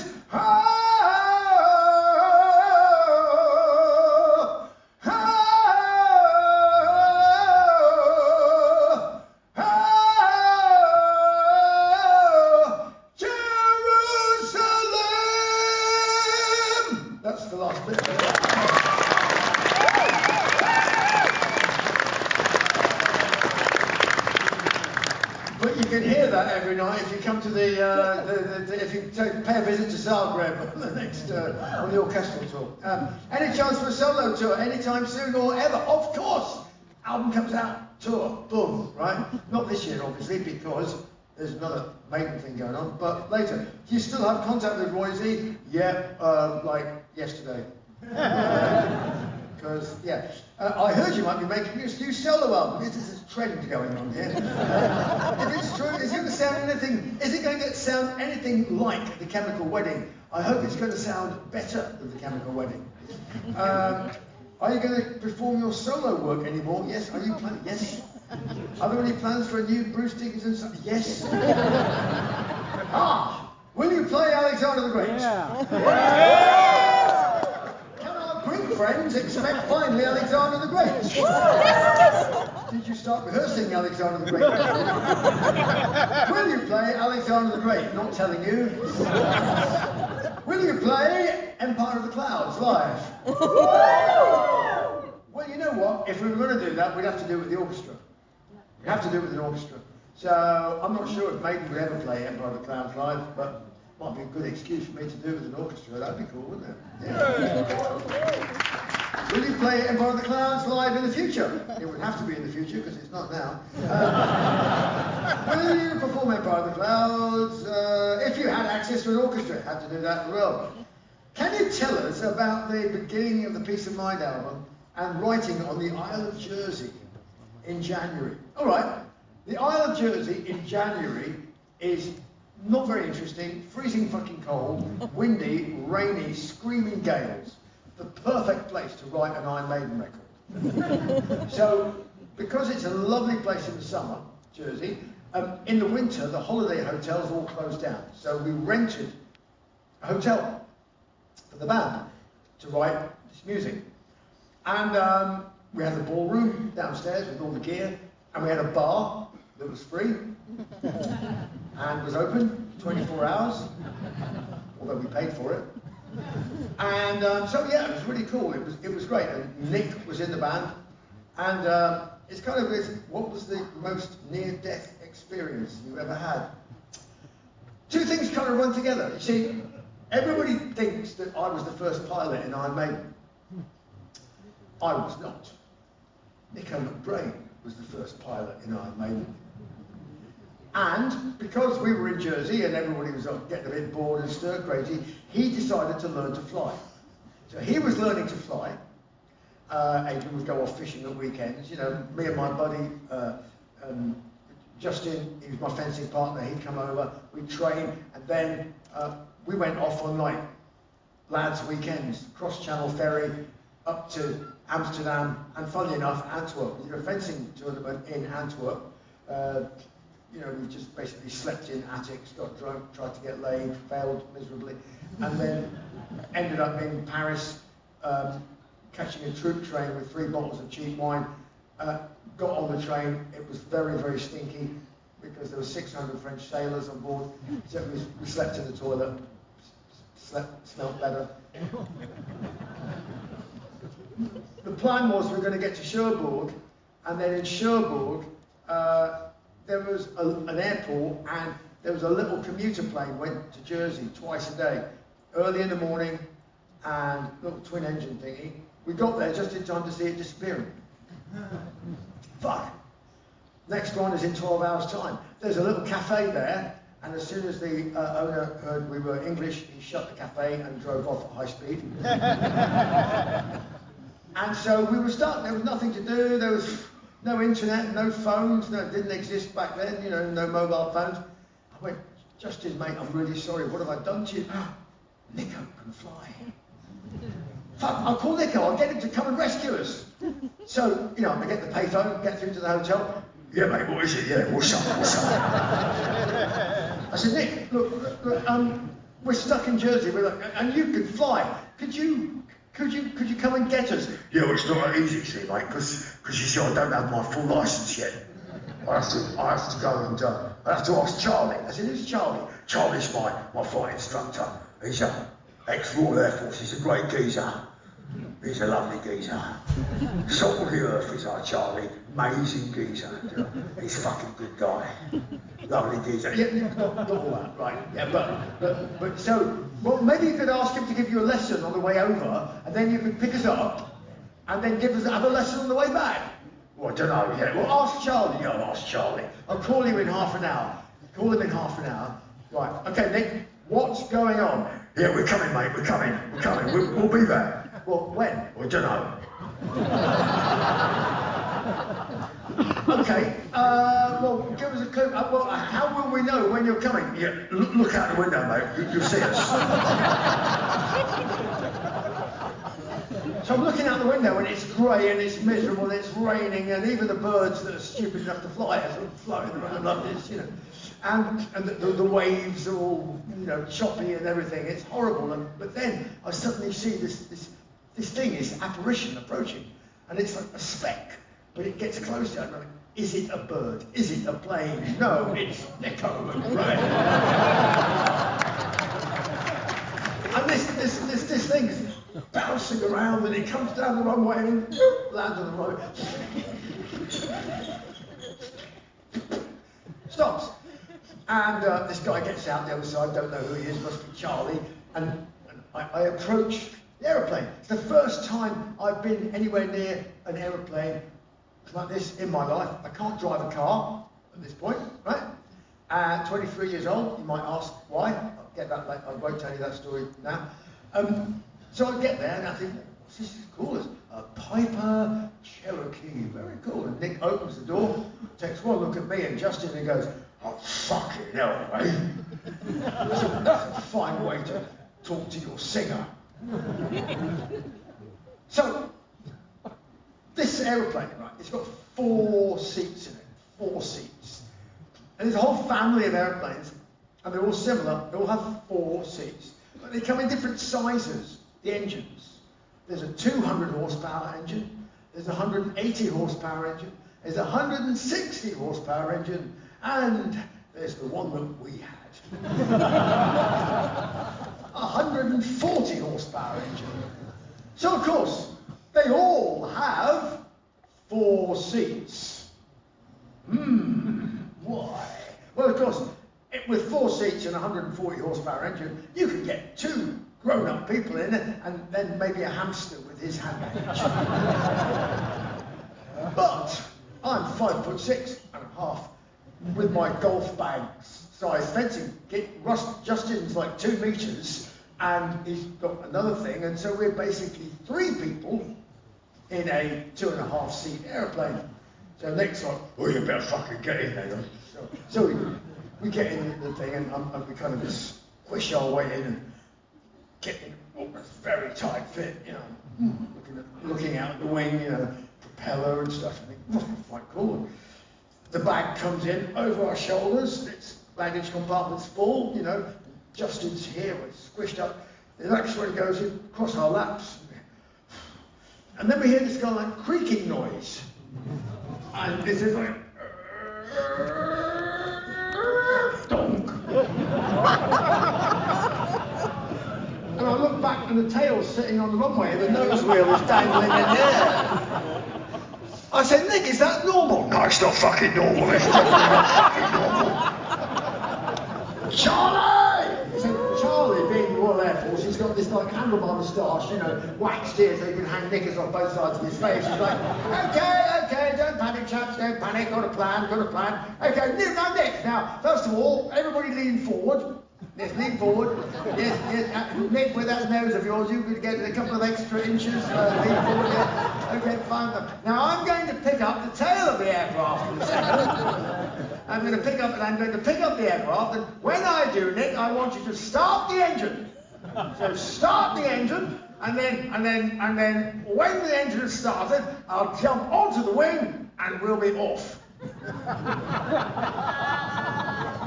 Well, this is great. I mean, I'm loving this. I mean, this is my first time in a fucking aeroplane, and like, wow, what an experience. So, I mean, I'm looking carefully. My brain's got he's got this thing he takes out, card he takes out of the dashboard, and he's going, oh, what a fucking hell, mate.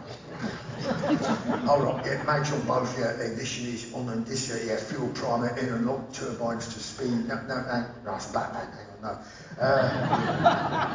And I said, Nick, what are you doing? Oh, it's a checklist, mate. You've got to do the checklist. It's aviation. Everything has to be the checklist in aviation.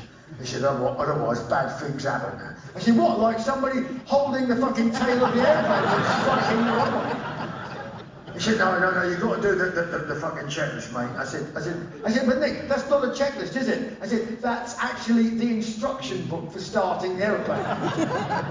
Oh, it's a checklist. No, these are the fucking instructions. Don't you know how to start the engine? I mean, I can start a car engine, I don't even have a license.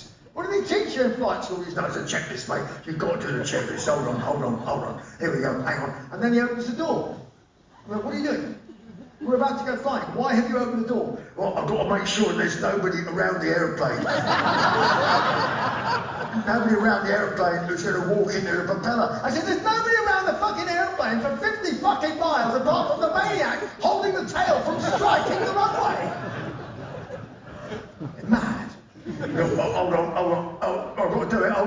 Clear prop! I said, who are you talking to? Harvey the White fucking Rabbit. You know. Anyway, and the engine starts, it starts, and Charlie's on the back there, holding the thing up. Okay, everybody lean forward, jumps onto the wing, boom, jump, boom, guns the thing, round we go, handbrake turn, his door's still fucking open as we start to go down the runway. Well, the runway at Cherbourg is long, it's very long. Did I say it was long? It's really fucking long. Right? It was built by the Germans for their long-range maritime aircraft. Right, so it's really fucking long, and we use every fucking centimetre of it. So we start accelerating. No, it's too strong a word. We start trundling forward purposefully down the runway, and we get all the way down to the end of the runway, and then we fell off because there was a cliff. So we fell off the cliff, but luckily, before we struck the surface of the sea, we started to fly. Yes. So I've got my head wedged between the two front seats, and I'm looking at Charlie, who, when he got on board the aeroplane, actually was sort of tanned. But now it's just like grey. With like projectile sweat and white knuckles. And he's just muttering to himself like some mad Buddhist monk. Lean forward, everybody lean forward, lean forward, everybody lean forward, quite a lot, quite a bit more. And I'm looking, I'm thinking, shit, I like this flying business now. Fuck, I know these instruments. That's the speedometer. That's how fast we're going. We're not going very fast at all. But that's the altimeter, that's how high we are. Doesn't look like we're very high, either. That's an interesting one. What's that one? Nick, what's that instrument? That's the vertical speed indicator. Otherwise known as the VSI. Oh, well, it's not doing anything, is it? No, there's a bit of a lag. That instrument's got a bit of a lag on it. What, like about 6 months? And then it moved. It moved, and yes, it was going up. And we were going up. We were slowly climbing towards the cliffs of Jersey. And on the top of the cliffs was the runway. The trouble is that the cliffs of Jersey were 4 times as high as the cliff that we'd left at Cherbourg. So for the next 5-6 minutes, it was a game of chicken. Front of the airplane, front of the cliff. Front of the airplane, front of the cliff. So you can imagine, like, the conversation Nick was having with air traffic control. Hello, yeah, it's Golf ABCDEFG requesting permission to land. And they're like, okay, we know you're out there. Where are you? You know, all of a sudden, like Kilroy, here's over the top, lands. We fuck off. We get on, pull off the runway, like whoa, off the runway, and we taxi and park up, stop the engine, behind a row of industrial rubbish bins. That's so that nobody from the tower can see how many fucking people get out of this aeroplane. So Charlie gets out thinking his licence is about to be turned into a cornflake packet. And my brain gets out, muttering, oh, fucking never going to do that again. Fucking never going to do that again. Fucking hell. But me, I was in a dream state, right? Because I was thinking, that was the most incredible thing. Huh? Oh. If a drummer can fly.